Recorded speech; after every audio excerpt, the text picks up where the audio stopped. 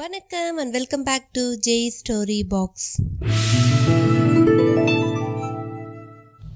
இன்னைக்கு நாம கேட்க போற கதை 7ஆம் அறிவு. இந்த கதை கூடு விட்டு கூடு பாயும் வித்தையை பற்றிய ஒரு கதை. கதைக்குள்ள போகிறதுக்கு முன்னாடி என்னுடைய சேனலை நீங்க இதுவரை சப்ஸ்கிரைப் பண்ணலன்னா சப்ஸ்கிரைப் பண்ணுங்க. அப்படியே மறக்காம பக்கத்துல இருக்க அந்த பெல் ஐக்கானை பிரஸ் பண்ணுங்க. அப்பதான் நான் சொல்ற கதைகள் எல்லாம் உங்கள் காதுகளுக்கு வந்து சேரும். சரி, வாங்க நாம கதைக்குள்ள போகலாம். 7ஆம் சக்தி. அத்தியாயம் 1. அஷ்டம சித்து வரிசையில் பிரகாமியம் எனும் கூடுவிட்டு கூடுபாயும் சக்தி ஒரு விந்தையான ஒன்றாகும். கூடுவிட்டு கூடு பாய்தல் என்றாலே பளிச்சென்று நம் ஞாபகத்துக்கு வரும் ஒரு நபர் விக்ரமாதித்தன் தான். விக்ரமாதித்தன் கதை ஒரு புனைக்கதை. அது உண்மை கிடையாது என்று கூறும் சிலரும் உண்டு. இல்லை, அவன் காடாறு மாதமும் நாடாறு மாதமும் ஆண்டது உண்மை. அவன் ஒரு அதிசய அரசன். அவனது சாகசங்கள் உண்மையானவை என்பாரும் உண்டு.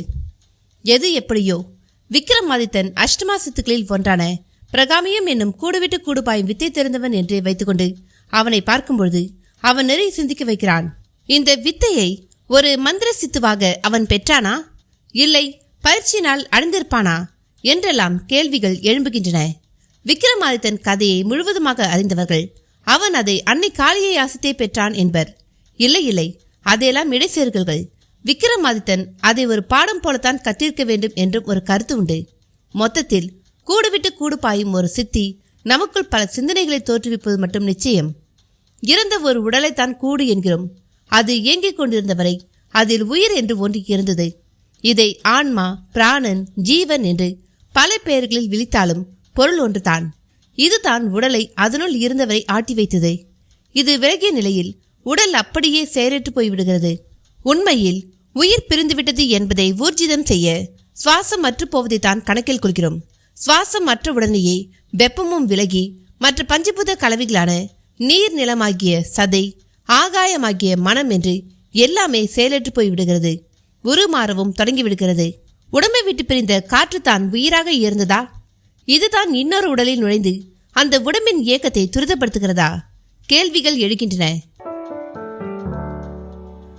ஜெட் ஏர்வேஸின் அந்த சிறிய விமானத்திலிருந்து அவர்கள் 4 பேரும் முதிர்ந்தார்கள்.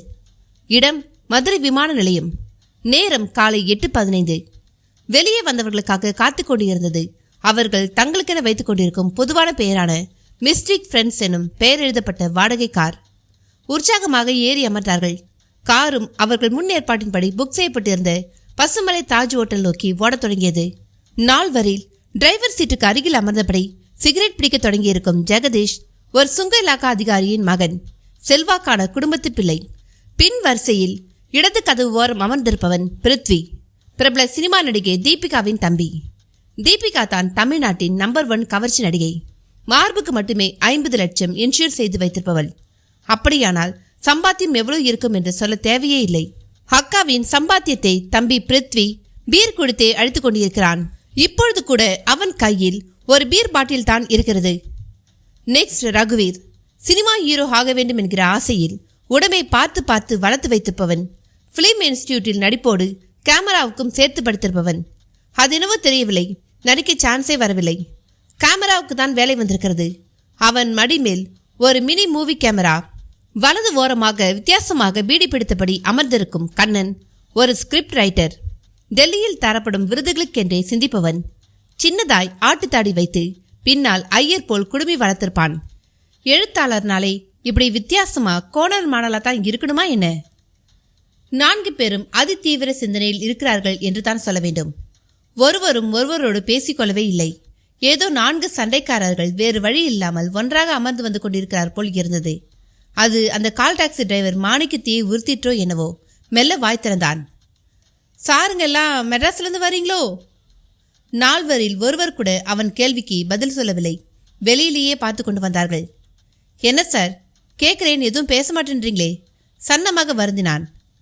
போனால் போகிறது என்று அவனுக்கு பக்கத்தில் அமர்ந்திருந்த ஜெகதீஷ் வாயை திறந்தான். ஏன்பா, ஏரோப்ளேனில் வந்தாலே மெட்ராஸ்லேருந்து தான் வரணுமா என்ன?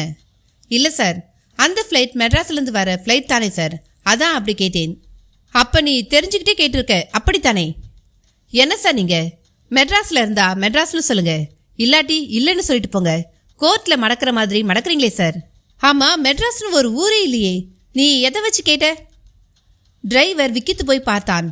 கார் அது பாட்டும் அதற்குண்டான வேகத்தில் ஓடிக்கொண்டே இருந்தது. என்ன பார்க்குற? பார்க்காம என்னத்தை பண்ணுறது? விட்டா வடிவேலுவை கலாய்க்கிற பார்த்திபன் மாதிரி என்னை கலாய்ப்பிங்க போல இருக்குதே சார். என் கேள்விக்கு நீ பதிலே சொல்லலை. பார்த்திபன் வடிவேல்னு தேவையில்லாமல் பேசுறியே. ஆமாம், இவங்க யாரு? ஜெகதீஷ் சீரியஸாக கேட்ட கேள்வி அந்த டிரைவரை அப்படியே வாயை பிளக்க வைத்தது. சார் என்றான் பரிதாபமாக. என்ன சார், யார் அது பார்த்திபன் வடிவேலுன்னு? என்ன சார் தெரியாத மாதிரி கேட்குறீங்க? பார்த்திபன் வடிவேலுவை தெரியாதவங்க கூட உண்டா சார்? அவங்க யார்? தமிழ்நாடு கவர்மெண்ட்டில் மந்திரிகளா? சார் உனா சார் சார்னு ஏன் ராகம் எடுக்கிற? காரை பார்த்து ஓட்டு. ஜெகதீஷ் ஒரு குறும்பு புன்னகையோட சொல்லிவிட்டு பின்னால் திரும்பி பார்த்தான்.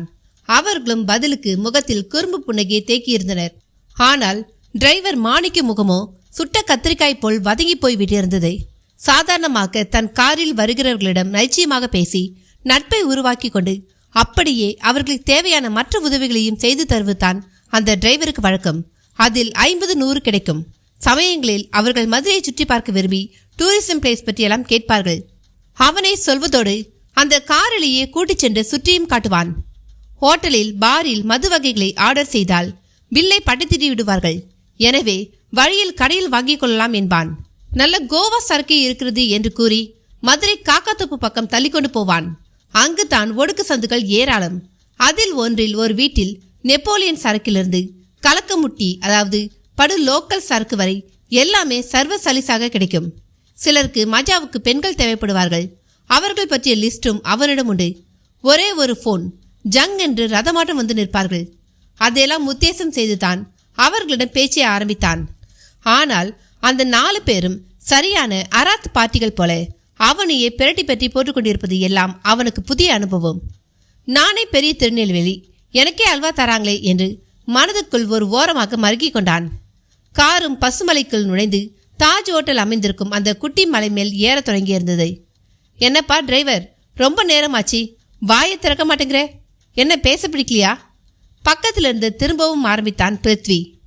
சார் என்னை விட்டுருங்க சார், நான் தொழிலுக்காக பேசினேன். நீங்களோ துவைச்சி எடுக்கிறீங்க. ஒத்து வராது சார், விட்டுருங்க. தொழிலுக்காகனா? வேணாம் சார். அப்புறம் நான் ஒன்று சொல்ல, நீங்கள் ஒன்று கேட்க, ஏட்டிக்கு போட்டியாக தான் எல்லாம் போகும். டிரைவர் மாணிக்கம் ஜகா வாங்க தொடங்கிவிட்டது அவன் சோர்வாக சொல்வதில் புரிந்தது. அது அவர்களுக்கும் நன்றாக விளங்கியது. அறைக்குள் லக்கேஜை வைத்துவிட்டு பணத்துக்காக கையை நீட்டிய பொழுது ஒரு 500 ரூபாய் நோட்டை தந்தான் ரகுவீர். சில்லறை இல்லையே சார். நாங்களும் மீதி சில்லறையை கேட்கலையே சார். ரகுவீரின் பதிலில் டிரைவர் மாணிக்கத்திடம் ஒரு சின்ன திக்கு முக்காடல். சார், டாக்ஸிக்கு 90 ரூபாய் தான் ஆச்சு. நான் 100 ரூபாய் வாங்குவேன். 400 ரூபாய் கூட தரீங்களே. எங்களுக்கு பிடிச்சிட்டா பணமெல்லாம் ஒரு விஷயம் கிடையாது. ஆமாம், உன் பேர் என்ன? மாணிக்கம். இதே ஊரா? ஆமாம் சார், பிறந்தது வளர்ந்தது எல்லாமே மதுரை தான். அப்போ மதுரையில் தெரியாத இடம் இல்லைன்னு சொல்லு. எங்கே போகணும்னு மட்டும் சொல்லுங்கள், அப்புறம் பாருங்க சொல்கிறோம். நாங்கள் 1 வாரம் இங்கே இருப்போம். 1 வாரமும் எங்கள் கூடவே இருக்கியா? என்ன சார் கேள்வி? என் தொழிலே அதுதானே. டூரிஸ்ட்டுங்க வந்தால் கூடவே இருந்து 4 இடத்தை சுற்றி காட்டி அவங்கள சந்தோஷமாக அனுப்பி வைக்கிறதா சார் என் வேலை. சரி, நான் சும்மா ஜாலியாக பேசுனதை வச்சு என்னை தப்பாக எடுத்துக்காத. நீ சொன்ன பார்த்திபன் வடிவேல்வெல்லாம் எங்கள் ஃப்ரெண்ட்ஸுங்க தான். அப்படின்னா நீங்கள் சினிமாக்காரகையா?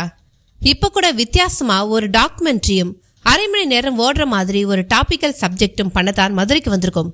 பிருத்வி சொன்ன ஜோரில் தம்மை ஒரு இழுப்பு இழுத்துவிட்டு அப்படியே அருகில் இருந்த ரகுவீருக்கு தர, ரகுவீர் ஒரு இழுத்துவிட்டு ஜெகதீஷிடம் தர, ஜெகதீஷ் கண்ணனிடம் தர, ஒரு சிகரெட் 4 பேர் உதட்டை சந்தித்துவிட்டு திரும்பி வந்தது. பார்க்கவே வேடிக்கையாக இருந்தது. இதை ஆழமான நட்பு என்பதா இல்லை சிக்கனம் என்பதா புரியவில்லை. என்ன மாணிக்க பார்க்குற? ஒரு சிகரெட்டை 4 பேர் பிடிக்கிறோம்னா ஒரே சமயத்தில் 4 சிகரெட்டை பிடிச்சி உடம்பை கெடுத்துக்கிறதுக்கு ஒரே சமயத்தில் 4 பேர் ஒரு சிகரெட்டையை பிடிச்சி உடம்பையும் காப்பாற்றிக்கிட்டு நட்பையும் பலப்படுத்துகிறது புத்திசாலித்தனம் இல்லையா? கண்ணன் சொன்ன விளக்கத்தில் ஒரு கவிதையை ஒளிந்திருக்கிற மாதிரி இருந்தது. நல்லா சொன்னீங்க சார். எனக்கு உங்கள் செயல் பேச்சு எல்லாமே வித்தியாசமாக இருக்கு. சரி சார், இப்போ நீங்கள்லாம் குளிச்சு டிஃபன் சாப்பிட்ட பிறகு மதுரையில் எங்கே சார் போகணும்? மீனாட்சி அம்மன் கோவில், வண்டியூர் தெப்பக்குளம், நாயக்கர் மகால், காந்தி மியூசியம், இது 4ம் டவுனுக்குள்ளார இருக்கு. 15 கிலோமீட்டர் அங்கிட்டு அழகர் கோவிலும் பழமுதிர் சோலையும் இருக்கு. இங்கிட்டு திருப்பரங்குன்றம். இந்த ரூம்ல இருந்துகிட்டே கூட எல்லா இடங்களையும் பார்க்கலாம் சார். மாணிக்கம் மலமளவென்று இடங்களை சொல்லி முடிக்க அவர்கள் நால்வரும் ஒருவர் முகத்தை ஒருவர் பார்த்து கொண்டு விட்டு பரபரவென்று கைகளை தேய்த்து விட்டுக் கொள்ள ரகுவீர் மட்டும் தன் கேமராவை தேடி எடுத்து ஒரு பூனைக்குட்டியை தடவி கொடுப்பது போல தடவியபடி, இங்கெல்லாம் வேண்டாம் மாணிக்கம், பரபரப்பா நிறைய பிணங்கள் எரியிற ஒரு சுடுகாட்டுக்கு போகணும் என்றான். பகீர் என்றது மாணிக்கத்திற்கு. அத்தியாயம் 2. இந்த உலகில் சில விசித்திரமான முயற்சிகளை பலர் பல சமயங்களில் செய்திருக்கிறார்கள். அதில் வானில் பறப்பது என்பது ஒன்று. ஒரு பறவையால் முடிவது மனிதனால் ஏன் முடியாது என்கிற கேள்வியில் தோன்றியதுதான் பறத்தல். அதில் இன்று எவ்வளவோ முன்னேற்றங்கள். பறக்க விரும்பிய ஆசையால் தான் மனிதன் விமானத்தை கண்டுபிடித்தான். இன்று அது நூற்றுக்கணக்கான பேரை சுமந்து கொண்டு சர்வசாதாரணமாக பறக்கிறது. தனி மனிதன் பறப்பதற்கும் கிளைடர் போன்ற காற்றின் உதவியால் பறக்கும் விமானங்கள் வந்துவிட்டன. இப்படி முடியாததற்கெல்லாம் முயற்சி செய்வது மனித மனதுக்கும் தேவையாக இருக்கிறது. மனிதன் இப்படி எவ்வளவோ முயற்சிகளை செய்து தினம் தினம் புதிதாக பல விஷயங்களை கண்டறிந்து வருகிறான். ஆனாலும் அவன் அணுவளவு கூட வெற்றி பெற்றிராத சில விஷயங்களும் உலகில் இருக்கத்தான் செய்கின்றன. எவ்வளவு முயன்றும் உடலின் திசுகளில் மாற்றங்கள் ஏற்பட்டு முதுமை உருவாவதை தடை செய்ய முடியவில்லை. ஒரு தலைமுடி நரைப்பதை கூட தடுக்க முடியவில்லை. அதேபோல் மரணத்தை வெல்வதற்கு அவனுக்கு வழி தெரியவில்லை. குளோனிங் என்கிற பெயரில் ஒரு மனிதனைப் போலவே அவனில் இருந்து அவனது திசுக்களை கொண்டு இன்னொரு மனிதனை உருவாக்க முடிந்திருக்கிறது. ஆனாலும் எது உயிர் என்பதன் ரகசியம் விளங்கவே இல்லை. எது உயிர்? உடம்பில் நிலவும் உஷ்ணமா? உள்ளே சென்று திரும்பும் காற்றா? இல்ல மொத்த உடலெங்கும் பரவி கிடக்கும் தண்ணீரா? அதுவும் இல்லை, இவைகளால் தான் உயிர் வாழ்கிறோம் என்று நினைக்கும் மனமா? எல்லாம் கலந்து நிற்கும் நிலமாகிய உடலா?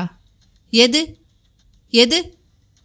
பஞ்சபூதங்களும், அதாவது நீர், நிலம், நெருப்பு, ஆகாயம், காற்று சம அளவில் ஒன்றுபட்டு நிற்கும் பொழுது ஒருவித ஜீவசக்தி தோன்றும். அதுதான் உயிர். இதில் ஒன்று விடுபட்டாலும் மற்றவை செயலிழந்து அந்த ஜீவசக்தி மறந்துவிடும். ஆக பஞ்சபூதங்களின் ஏதோ ஒருவித அளவிலான கலவையால் உருவாகும் ஜீவசக்தி தான் உயிரா? கேள்விகள் கிளைக்கின்றன. விஞ்ஞானிகளும் சும்மா இல்லை. எவ்வளோ பேரை ஆய்ந்து பார்த்து விட்டார்கள். குறிப்பாக இன்னும் சில மணிகளில் இறந்து விடுவார் என்று மருத்துவர்கள் கூறுகின்றவர்களை தீவிரமாக கண்காணித்து அவர் உடலில் நிகழும் மாற்றங்களை ஆராய்ந்து உடம்பை விட்டு விலகுவது எது என்றெல்லாம் பார்த்து விட்டார்கள். அந்த வகையில் வெளியிலிருந்து உடம்புக்குள் நுழையும் மூச்சு காற்று நுழைய முடியாமல் போய்விட்ட நிலையில் உடல் முழுக்க மெல்ல உஷ்ணமும் அடங்க நொடி பொழுதும் ஓய்வின்றி உடம்போடு கிடந்து இயங்கிய இதயமும் நின்றுவிட, அதனால் இரத்த ஓட்டமும் நின்று போக, மூளையும் சதா எதையாவது நினைப்பதிலிருந்து விடுபட்டு நினைவற்ற தன்மைக்கு போய்விடுகிறது.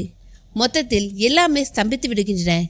இதில் ஒரு குறிப்பிட்ட பாகத்தில், குறிப்பிட்ட இடத்தில், குறிப்பிட்ட வடிவத்தில் உயிர் என்று ஒன்று இருப்பதாகவே தெரியவில்லை. கூட்டி கழித்து பார்த்தால் மொத்த விஷயமும் ஒருங்கிணைந்த நிலையில் ஒரு ஏக்கம் ஏற்படுகிறது. அதைத்தான் உயிர் என்கிறோம் என்பது வரை தெளிவாகிறது. எல்லாம் சரி. இப்படி ஒட்டுமொத்த சேர்க்கையில் உருவாகும் ஏக்கத்தை எப்படி உடம்பிலிருந்து, பலாப்பழத்திலிருந்து தனியே சுலையை எடுப்பது போல எடுக்க முடியும்? கூடு விட்டு கூடு பாயும் பிரகாமியமோ உடம்பு அப்படியே இருக்க, உடம்பை விட்டு உயிரானது விலகி ஒரு வீட்டிலிருந்து நாம் இன்னொரு வீட்டிற்கு நுழைவதைப் போல இன்னொரு உடம்புக்குள் நுழைகிறது என்றளவா கூறுகிறது? அறிவியல் பூர்வமாக உயிர் பற்றி ஆராய்ந்ததில் அது ஒரு தனிமம் அல்ல, கூட்டு சேர்க்கையில் உருவான இயக்கம் என்பதாகத்தான் அறிய முடிகிறது. கூட்டுச் சேர்க்கையில் ஒன்று கலைந்தாலோ இல்லை குலைந்தாலோ கூட மற்றவையும் செயலிழந்து இயக்கம் நின்று விடுகிறது. ஆனால் பிரகாமியபடி பார்த்தால் உயிர் என்பது தனி. அது உடம்பில் இருந்தால் உடம்பு இயங்கும். உடம்பு மோட்டார் என்றால் உயிர் பெட்ரோல் போன்றது. அது விலகிவிட்டால் உடம்பு இயங்காது என்பது போல உணர்த்துகிறது. இதில் எது சரி? இப்படி இருக்க விக்கிரம் மாதத்திலிருந்து திருமூலர் வரை எப்படி கூடுவிட்டு கூடு பாய்ந்தார்கள்? அதன் சுற்றம் தான் என்ன? அப்பொழுதுதான் டாக்டரை பார்த்துவிட்டு வந்திருந்தாள் சகுந்தலா. முகம் முழுக்க எண்ணெய் பசை, வெயிலில் அலைந்த களைப்பு. அவளுக்கு மேல் களைத்து போயிருந்தாள் உமா, 10 வயது மகள். இருவரையும் அதுவரை நாற்காலி ஒன்றில் அமர்ந்து கொண்டு பேப்பர் படித்து கொண்டு இருந்த ராமசாமி திரும்பி பார்த்தார். குழந்தை உமா வீட்டில் நுழைந்த நொடியில் கட்டிலில் படுக்கையில் போய் சுருண்டு படுத்து கொண்டது. பார்க்கவே என்னவோ போல் இருந்தது. டாக்டர் என்ன சொன்னார் சகுந்தலா? ராமசாமி விசாரித்தார். அவர் காலிலும் பெரிதாக கட்டு. அதுதான் அவர் நாற்காலியில் அமர்ந்து கொண்டு பேப்பர் படிக்கவே காரணமோ என்று தோன்றியது. சகுந்தலா பெருமூச்செறிந்தாள். மௌனமாக நின்றாள். முன்னதான் சகுந்தலா. டாக்டர் என்ன சொன்னார்? அவர் எங்க சொன்னார்? ஒட்டு மொத்தமாக மூடி மறைச்சு பேசின மாதிரி தான் எனக்கு படுது. உங்களை எப்படியாவது வர சொன்னார். உங்ககிட்ட பேசிக்கிறாராம். என்ன நீ? நான் தான் நடமாட முடியாதபடி காலில் கட்டோடு இருக்கிறேன். நீ இதை அவர்கிட்ட சொன்னியா? சொல்லியும் இல்லை எப்படியாவது வர சொல்லுங்கன்னா என்ன அர்த்தம்? நம்ம உமாவுக்கு ஏதோ தீர்க்க முடியாத வியாதின்னு தானே அர்த்தம். அட பைத்தியமே, ஏன் இப்படி கற்பனை பண்ணிக்கிற? உனக்கு சொன்னால் புரியாதுன்னு நினச்சிருக்கலாம். சமாளித்தார் ராமசாமி. இல்லைங்க, நீங்கள் தான் சமாளிக்கிறீங்க. எனக்கு ஒரு விஷயம் தெரிஞ்சு போச்சு. என்ன? நம்ம உமாவுக்கு ஏதோ பயங்கரமான வியாதி. அவ பிழைக்கிறதே கஷ்டம். இதுதான் விஷயம். இதை தான் அவர் உங்ககிட்டயும் சொல்ல போறார். வாயை கழுவு முதல்ல. ஏன் இப்படி கற்பனை பண்ணிக்கிற? வியாதிங்கிறது பாவத்தால் வர ஒன்று. நீயோ நானோ என்ன பாவம் பண்ணிட்டோம்? நம்ம குழந்தைக்கு வியாதி வர? பாவத்தால் வர்றதான் வியாதிங்கிறது உங்க எண்ணம். ஆனா கிருமிகளால் வர்றதான் வியாதிங்கிறது விஞ்ஞானம். நாம எந்த பாவமும் பண்ணாட்டியும் நம்ம மகளுக்கு இப்படி புரியாத ஒரு வியாதி வந்திருக்குதுன்னா அதுக்கு காரணம் விஞ்ஞானம் சொல்ற காரணமான கிருமிதானே. சகுந்தலா பதிலுக்கு பதில் பேசினாள். தெரிந்ததை தோன்றியதை பேசுகிற மாதிரி தான் இருந்தது. ராமசாமிக்கு என்ன சொல்வதென்று தெரியவில்லை. சரி என்று வலியை பொறுத்து கொண்டு டாக்டரை சந்திக்க புறப்பட்டார். சரியாக 3 மணி நேரம் கழிந்துவிட்ட நிலையில் திரும்பியவரை வாசல்படி அருகே நின்று கொண்டு வரவேற்றாள் சகுந்தலா. அவர் முகத்தில் பயங்கர வாட்டம். அதுவே பிரச்சனையின் ஆழத்தை காட்டி கொடுத்து விட்டதே. என்ன சொன்னாருங்க டாக்டர்? அவள் கேட்டாள். ஆனால் அவரிடம் பதில் இல்லை. நேராக படுக்கையில் கிடந்த மகளிடம்தான் சென்றார். ஒரே மகள், திருமணமாகி 6 வருடம் கழித்து, அதுவும் சஷ்ட விரதம் இருக்க போய் பிறந்தவள். அழகென்றால் அப்படி ஒரு அழகு. முருகன் பரிபூர்ண கருணையை காட்டிவிட்டதாகத்தான் ராமசாமியும் சகுந்தலாவும் நினைத்தனர். ஆனால் காட்டியது கருணை இல்லை, கொடுமை என்பது போல இப்பொழுது தோன்றுகிறது. உமாவிற்கு வயிற்றில் புற்றுநோய், உலகையை ஆட்டி படைக்கும் நோய். இன்று வரை ஒரு முழு மருந்தை யாராலும் கண்டுபிடிக்க முடியாத நோய். இந்த கொடிய நோய்தான் தன் மகளுக்கு. கடவுளை நினைக்கும் பொழுதே நெஞ்சி பாரமாகி போனது. திசுக்களால் ஆன இதயம் இரும்பால் ஆனது போல் மாறி தக தக என்று நெஞ்சு கூட்டை மெத்தியது. ஏன் பேச மாட்டீங்க? நான் சொல்லது தானே அவரும் சொன்னாரு. சகுந்தலா கைகளை ஆட்டி கேட்ட விதமே பயங்கரமாக இருந்தது. மௌனமாக நின்று அவள் கருத்தை ஆமோதித்தார் ராமசாமி. எனக்கு தெரியும், என் உமா என்னை விட்டு போயிட போறா. அதான் உண்மை. நாம கும்பிட்ட சாமிங்க எதுக்கும் நம்ம மேல கருணை இல்லை. இனி எந்த சாமியை கும்பிடுதலையும் அர்த்தமில்லை. சகுந்தலா பிதற்ற ஆரம்பித்து விட்டாள். அவர் ஒன்றும் அதற்கு தடை போடவில்லை. அவருக்கும் அவள் கருத்தில் ஒப்புதல் தான் என்கிற மாதிரி மௌனமாக இருந்து விட்டார். டாக்டர் சொன்னது மட்டும் அழியாமல் காதில் எதிரொலிக்க தொடங்கியது. சாரி மிஸ்டர் ராமசாமி, கேன்சரோட ரொம்ப முத்தின ஒரு ஸ்டேஜில் இருக்கா உங்க பொண்ணு. கேன்சர் ஸ்பெஷாலிட்டி ஹாஸ்பிட்டலில் சேர்த்தா ஒரு 3 மாதம் கூடுதலா உயிர் வாழ்வா, அவ்வளோதான். உங்களுக்கு அனாவசிய மருத்துவ செலவை வைக்க நான் விரும்பல. கொடுமையான இந்த நிலையை நீங்கள் ஏற்றுக்கிறத தவிர வேறு வழி இல்லை. டாக்டர் கூறியது காதில் சோண்டு சோண்டு அடித்தது. கண்களிலும் ஊற்று பீரிட்டது போல கண்ணீர். வாழ்க்கை கணத்தில் மாறிவிட்டது. இந்த நொடியில் உலகத்தின் சக்கரவர்த்தியாக உங்களை ஆக்குவதாக எல்லா வல்லரசுகளும் தீர்மானித்திருக்கிறது என்று சொன்னால் கூட துளி சந்தோஷம் ஏற்பட போவதில்லை. ராமசாமியால் ஜீரணிக்கவே முடியவில்லை. அதே சமயம் சகுந்தலா வீட்டில் மாட்டப்பட்டிருந்த சாமி படங்களை எல்லாம் கழட்டி எரிந்து கொண்டு இருந்தாள். காலண்டர்களையும் கிழித்து போட்டு தீயிட்டாள். நல்ல வேளை நாராயணமூர்த்தி வீட்டுக்குள் நுழைந்ததால் ஒரு சில படங்கள் தப்பித்தன. அதில் யோகி சம்பங்கிநாதரின் புகைப்படமும் ஒன்று. அவர் சமாதியாகி எவ்வளவோ காலமாகிவிட்டது. நாராயணமூர்த்தி தான் அந்த யோகி பற்றி ராமசாமி அறியவே காரணம். என்னம்மா, என்ன பண்ணிட்டு இருக்க? உனக்கு என்ன கிறுக்கு பிடிச்சிருக்கா? நாராயணமூர்த்தி காட்டமாக ஆரம்பித்தார். பதிலுக்கு அவள் கண்களில் கண்ணீர். ராமசாமியும் மௌனம் சாதித்தார். என்னாச்சி? ஏன் இப்படியெல்லாம் நடந்துக்கிறீங்க?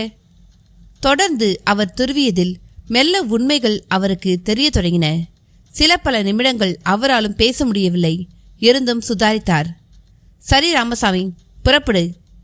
எங்க நாராயணமூர்த்தி? புறப்பட சொல்றேன். எங்கன்னு சொல்லுப்பா. நீ கூப்பிடுற இடத்துக்கு சற்றுன்னு வர நிலையிலையா நான் இருக்கேன். என் காலைப்பார். அப்படியே என் மனநிலையையும் யோசிச்சுப்பார். இதையெல்லாம் நீ சொல்லணுமாக்கும். இந்த நிலையிலையும் உனக்கு கிளம்ப சொன்னா காரணம் இல்லாம சொல்வேனா? சரி, எங்கனாவது சொல்லு. நம்ம சாமி சமாதிக்கு தான். நாராயணமூர்த்தி சொன்ன மறுநொடி ராமசாமியின் முகம் அஷ்டகோணலாக மாறியது. என்ன ராமசாமி, புறப்படு. இல்லைப்பா, நான் வரல, என்னை விட்டுரு. அட நீ வேற, இந்த மாதிரி நேரத்தில் தான்ப்பா நாம் அவர் சமாதிக்கே போகணும். போய் என்னப்பா கேள்வி இது? அவர்கிட்ட முறையிடுவோம்.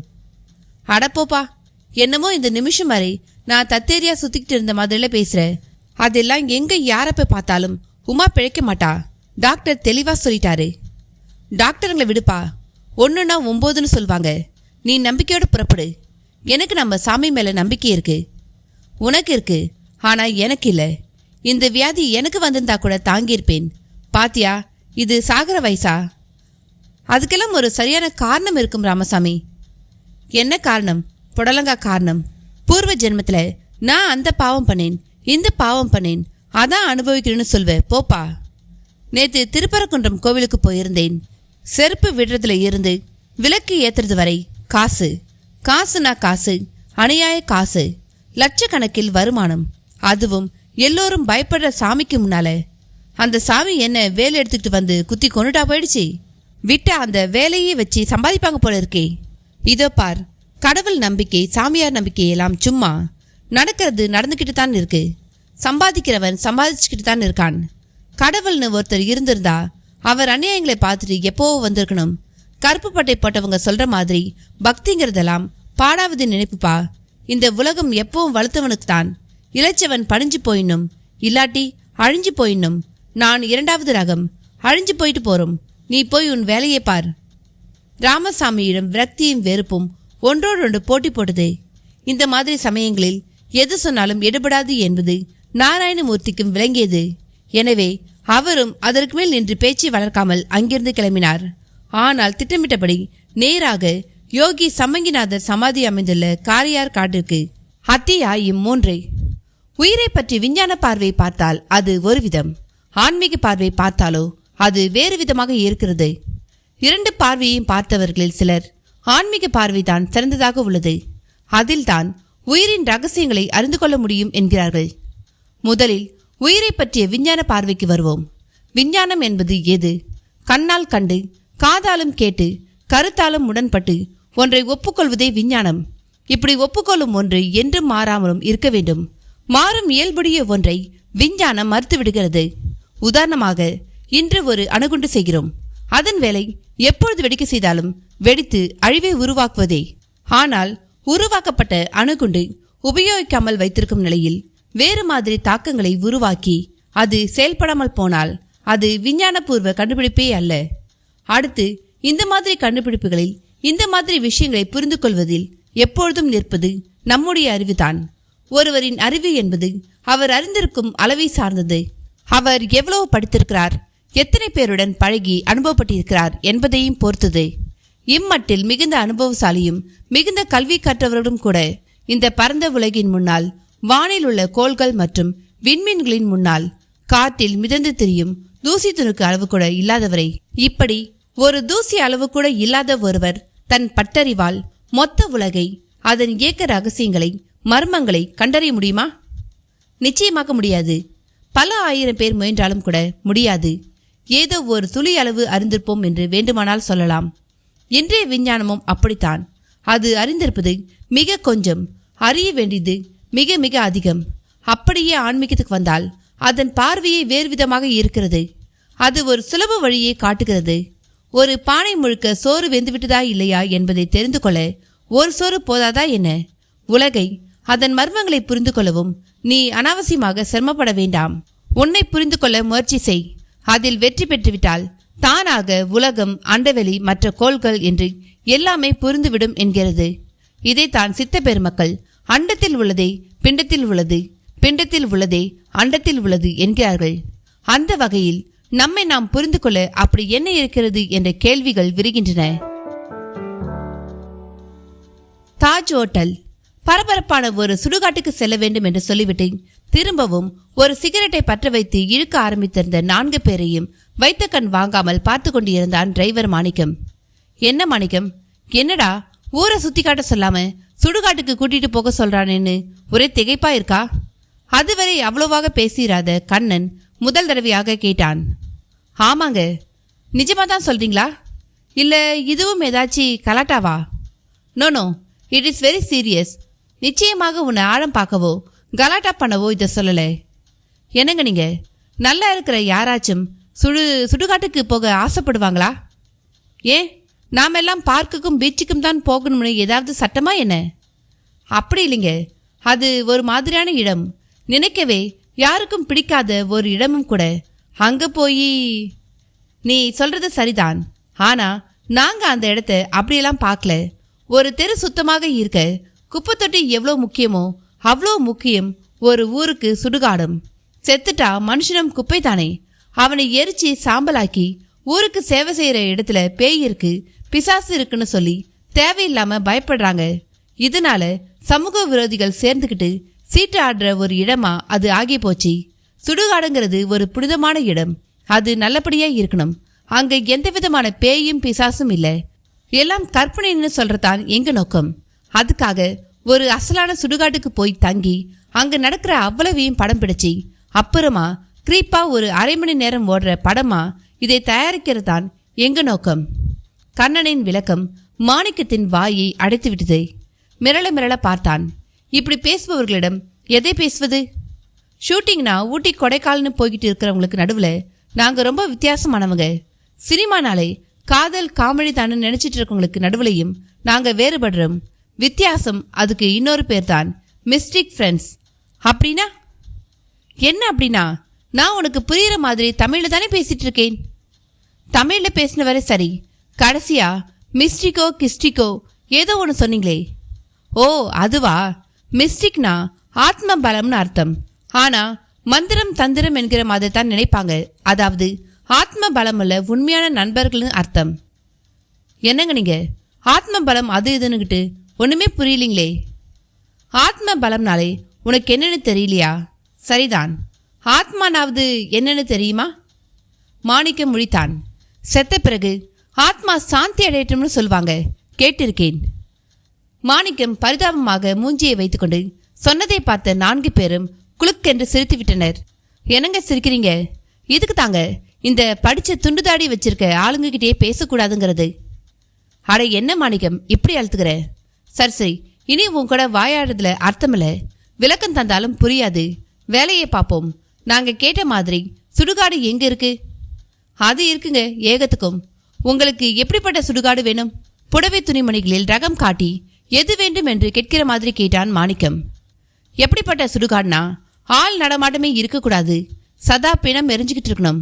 அங்கே ஒரே ஒரு வெட்டியான் தான் இருக்கணும். அவனை பார்த்தா பயமா இருக்கணும்.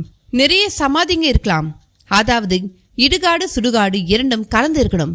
குறிப்பா ஒரு பிணத்தை புதைக்கிறதையோ இல்லை அடக்கம் செய்யறதையோ அப்புறமா சடங்கு செஞ்சு எரிக்கிறதையும் நாங்கள் படமாக எடுக்க போகிறோம்.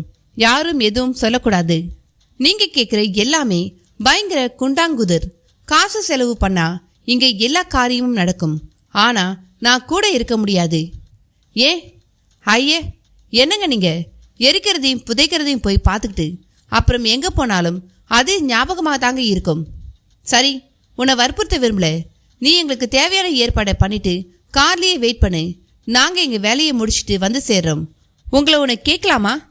என்ன தப்பாக எடுத்துக்க மாட்டீங்களே? அட சும்மா சொல்லுப்பா. திரும்பி வருவீங்களா?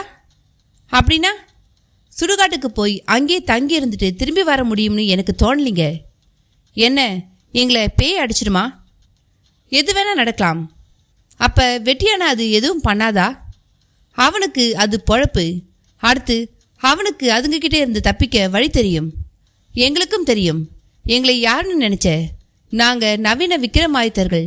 4 பேரும் ஒரே மாதிரி சிரித்தார்கள். மாணிக்க முகத்தில் மட்டும் இது எதில் போய் முடியுமோ தெரியவில்லை என்கிற மாதிரி ஒரு கவலை. சரிங்க, நீங்கள் குளிச்சு முடிச்சு டிஃபன் சாப்பிட்டுட்டு தயாராகுங்க. நான் தத்தநேரி வரை போயிட்டு வந்துடுறேன். புறப்பட்டான். அறைக்கு வெளியில் வந்தான். ரூம் பாய்கள் எல்லாம் அவனுக்கு நல்ல பழக்கம். மாணிக்கம் ஒரு மாதிரி முகத்தோடு வருவதை பார்த்து கச்சிதமாக விசாரித்தான் ஒரு ரூம் பாய். என்னையா பார்ட்டி மாந்தோப்பு கிளியே சுருளி மாதிரியா? அவ்வளோ கஞ்சனா என்பது கேள்வி. அடப்போப்பா, வந்திருக்கிற 4 பேருமே சரியான பாதாள பைரவி ரங்காராவா இருப்பாங்க போல என்று அதிர்ச்சி அளித்துவிட்டு அவர்கள் ஆவலையும் சொன்னான். ரூம் பாய் முகமும் இஷ்டத்துக்கு மாறி போனது. அப்ப இப்ப தத்தநேரிக்கு போறியா? ஆமாம், அப்பப்ப மாமா வேலை பார்த்து தான் பழக்கம். இது ஒரு புது மாதிரியான வேலை. அத்தை விடு, பாட்டிங்க நல்ல காசுக்காரங்களா? பின்ன ஏர்போர்ட்ல இருந்து இங்கே வந்ததுக்கே ரூபாய் 500 தந்திருக்கானுங்களே. 500 ரூபாய் நோட்டா? ஆமாம், முதல்ல போய் செக் பண்ணு. 500 ரூபாயெல்லாம் இப்போ சாதாரணமாக கலர் ஜெராக்ஸ் மிஷின்லேயே அடிக்கிறாங்களாம். ஐயோ, நீ என்னப்பா பீதியை கிளப்புற? பின்ன இந்த மாதிரி சுடுகாடு கிடுகாடுன்னு அலமல் பண்ணுற பார்ட்டிங்க அப்படி தான் இருப்பாங்க. சுடுகாட்டில் எதையாவது புதைச்சி வைக்க வழி இருக்கான்னு பார்ப்பானுங்க. ஏய், என்னப்பா நீ புதுசு புதுசாக சொல்லி அலமல் பண்ணுற? எச்சரிக்கையாக இருக்க சொல்கிறேன். இப்போ கூட நம்ம ஹோட்டலில் ஒரு சாமியார் தங்கியிருக்கார். முத்தையா மன்றத்தில் சாயந்தரம் மூச்சு விடுறதை பற்றி பேச போகிறாராம். ஏன்னா நமக்கெல்லாம் மூச்சு விடுறது தெரியாது பாரு. சரி, அவருக்கு என்னவா? அவர் அப்படியே அந்தரத்தில் மிதப்பாராம், தண்ணிலையும் நடப்பாராம். ஒரு வாரத்துக்கு ஒரு வாழைப்பழம் தான் சாப்பிடுவாராம். அமெரிக்கா ஜப்பான்லாம் அவருக்கு சிஷ்யங்க இருக்காங்களாம். அடிச்சு விடுறாங்கோ. இப்போ நான் அந்த சாமியார் எப்படி நான் கேட்டேன். அதான் இந்த மாதிரி ஊருக்கு ஊர் சாமியாருங்க முளைச்சிட்டே இருக்கானுங்களே. அதுக்குலப்பா, இன்னைக்கு உழைக்கிறோம் பொழைக்கிறோம்ன்றதுக்கு காலம் இல்லை. இப்படியெல்லாம் டுபாக்கூர்த்தனமா ஏதாச்சும் பண்ணுறவங்களுக்கு தான் காலம். பாரு, சாமியாருக்கு எதுக்கு 5 ஸ்டார் ஹோட்டல்? வந்ததுலேருந்து கதவையே திறக்கல, ஒரு ஆர்டர் கூட புக் பண்ணலை. நாங்கள் கூட சாமி நீங்கள் எப்படி அந்த இடத்துல மிதப்பீங்க, கொஞ்சம் மிதந்து காட்டுங்கன்னு சொல்லி அவரை ரேக்கி விடலாம்னு இருக்கேன். பார்த்துப்பா, நான் வரேன். எதுக்கு நீ சொன்ன மாதிரி 500 ரூபாய் நோட்டை செக் பண்ணிடுறேன். அப்புறம் போலீஸ்காரங்க நம்மளை போட்டு தடவை ஆரம்பிச்சிடுவானுங்க. வீரப்படம் பிடிக்க மாட்டாங்க, பின்லடனே பிடிக்க மாட்டாங்க. உன்னையும் என்னைய மாதிரி அன்னடம் காட்சிக்கிட்டு தான் வீரத்தை காட்டுவானுங்கோ. புலம்பியபடியே கிளம்பி சென்றான். அது ஒரு விதமான ஹோட்டல். வழக்கமான கட்டட அமைப்பு கிடையாது. பளிச்சென்று எல்லா இடமும் துப்புரவாக இருக்கும். சில நேரங்களில் ஒரே இடத்தை சுற்றி கொண்டே இருப்போம். மாணிக்கத்துக்கும் குழம்பியது. அப்பொழுது அருகில் உள்ள ஒரு அரைக்கதவு மலுக்கென்று திறந்து கொள்ள சாய்பாபா போல் கழுத்து முதல் கால் வரையிலான ஒரு காவி அங்கியோடு ரவீந்திரநாத் தாகூரை உயிரோடு வந்துவிட்டது மாதிரி ஒருவர் கதவுக்கு அப்பால் தெரிந்தார். ஜோதிட சுடர் போல முகம் அவ்வளோ பளிச்சென்று இருந்தது. கண்களில் தான் அதிக ஒளி. கண்ணின் கரும்பாக்கள் ஏதோ ஒரு பச்சைக்கல் போல கொஞ்சம் கருப்பு கலந்து தெரிந்து மின்னியது. ரூம் பாய் சொன்ன சாமியார் இவர்தானோ? மாணிக்கம் அவரை வைத்த கண் வாங்காமல் பார்த்தான். அவர் ஒரு குறுநகை பூத்தார். சிரிப்பா அது?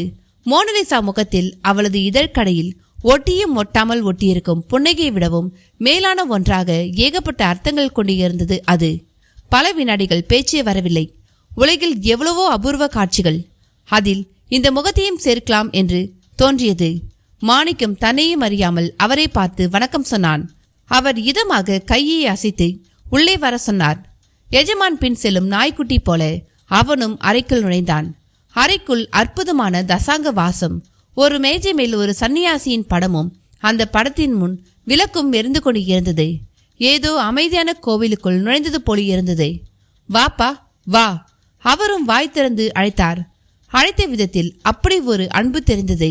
கூடவே இப்படி எல்லாம் எல்லோரையும் அழைக்க முடியாது என்றும் தோன்றியது.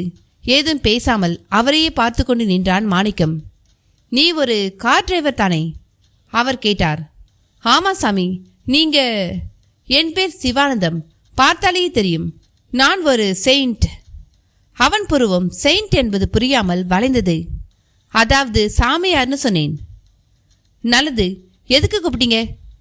மதுரையில் சில இடங்களை நான் சுற்றி பார்க்கணும், கூட்டிட்டு போறியா? அவர் அப்படி கேட்பார் என்று மாணிக்கம் துளிக்கூட எதிர்பார்க்கவில்லை. முகத்தில் கொஞ்சம் சங்கடத்தை காட்டினான்.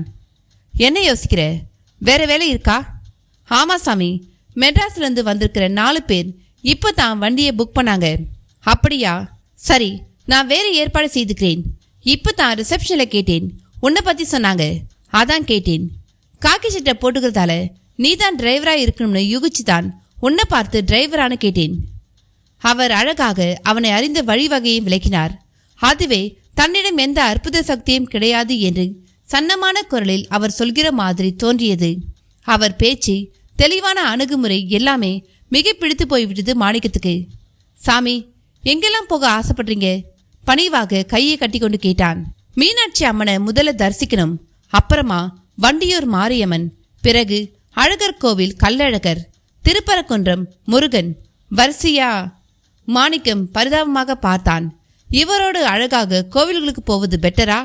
அந்த 4 கில்லாடிகளோடு சுடுகாட்டுக்கு போவது பெட்டரா என்று ஒரு கேள்வி உடனே உள்ளோடியது.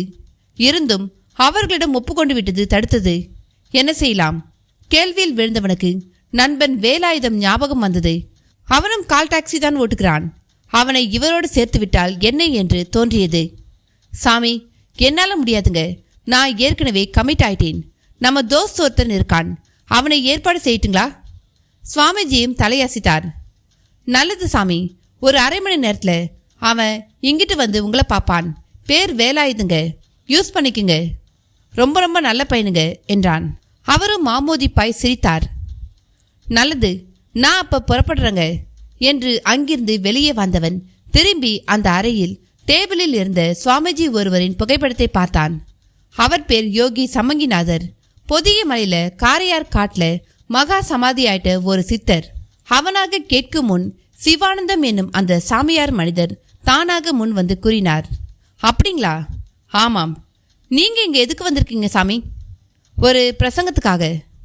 ஆமா இல்ல, முத்தியா மரத்தில் கூட நீங்க மூச்சு பயிற்சி பத்தி பேச போறதா கேள்விப்பட்டேன்.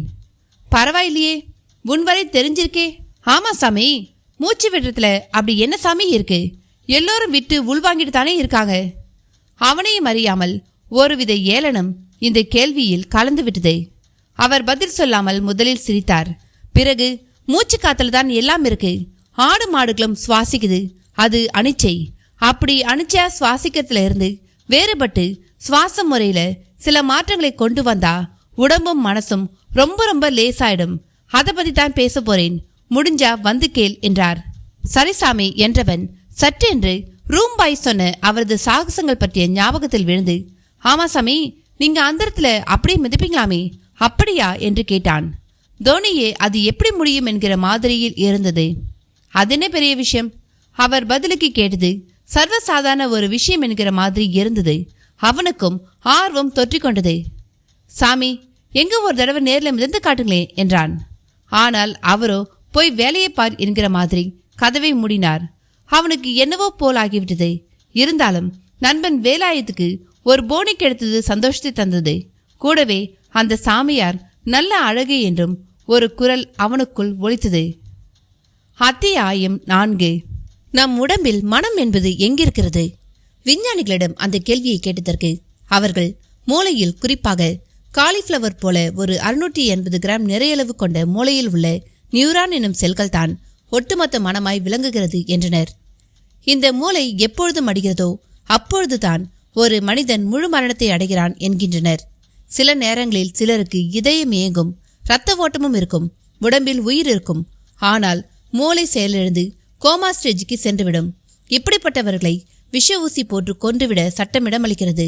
அதற்கு முன் இவர்களது உடல் உறுப்புகளை எடுத்து பிறருக்கு பயன்படுத்திக் கொள்கின்றனர்.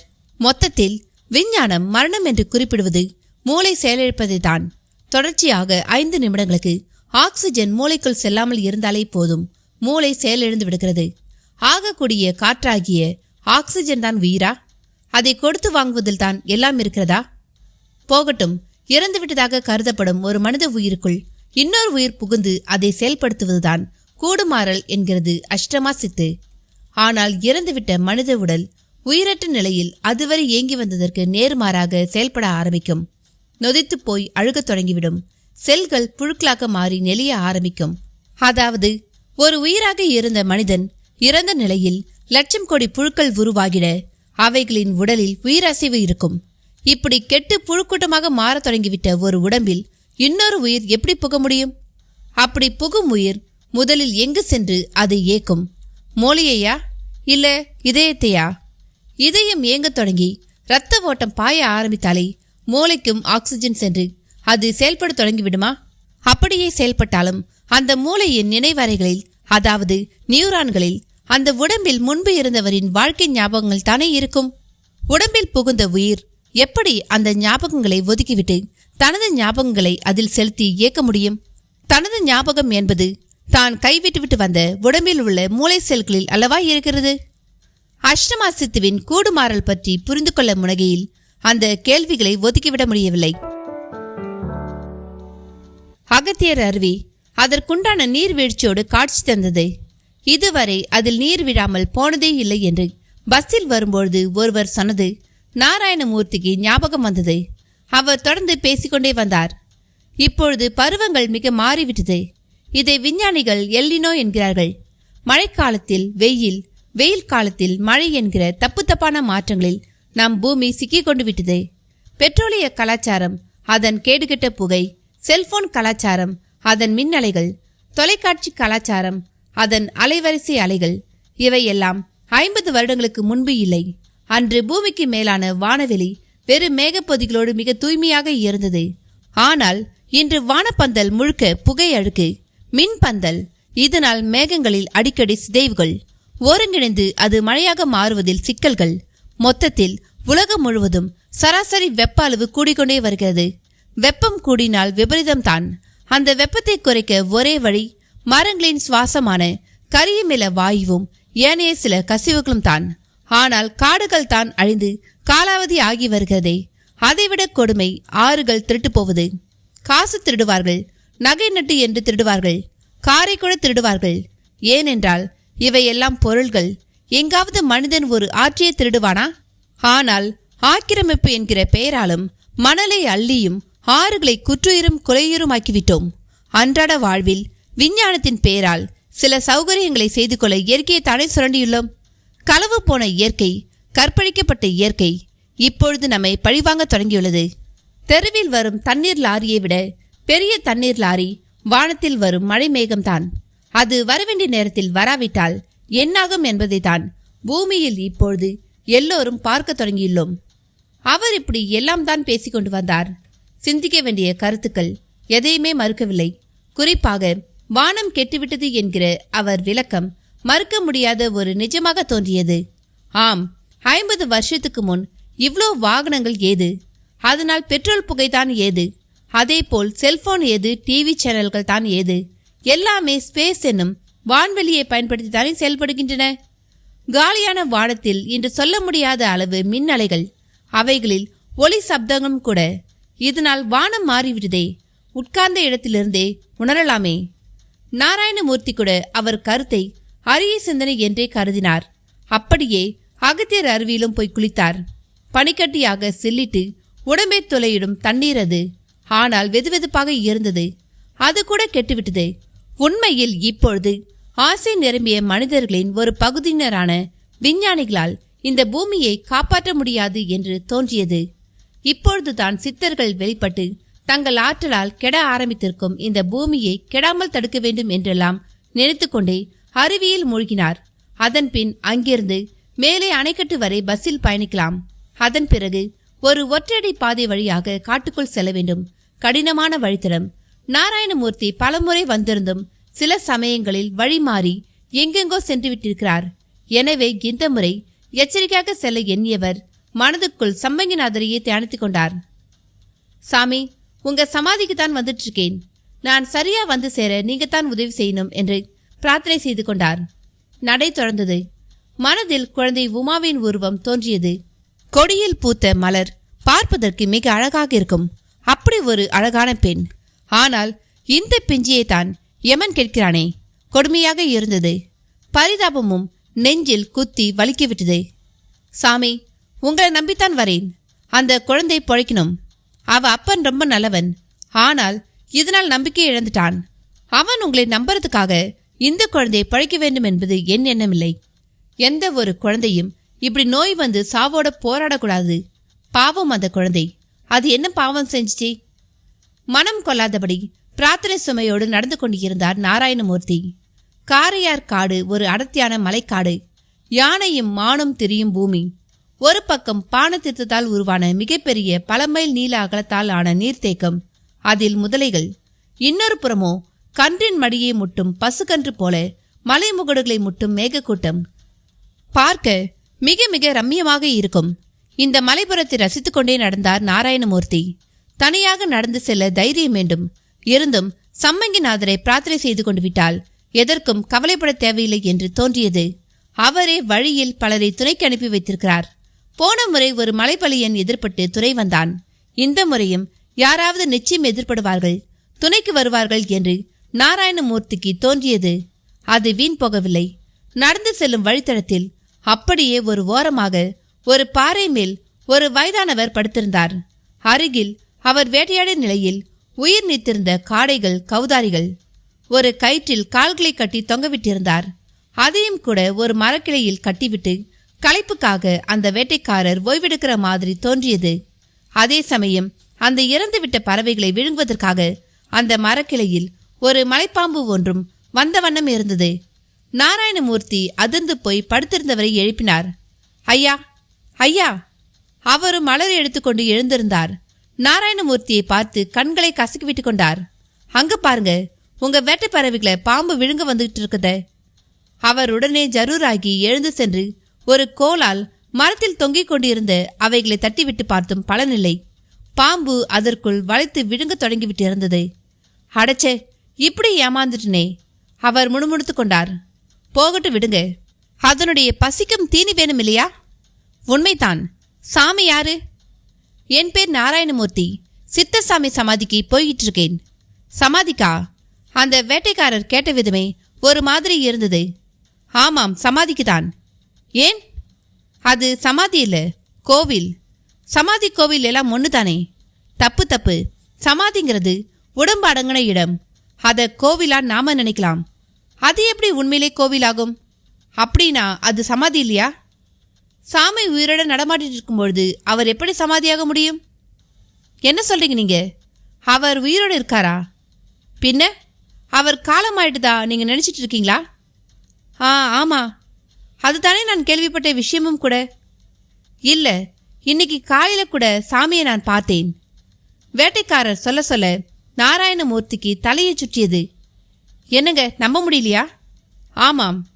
ஏன்னா நான் சாமி மகா சமாதி ஆனப்ப இந்த மலைக்கு வந்திருந்தேன்.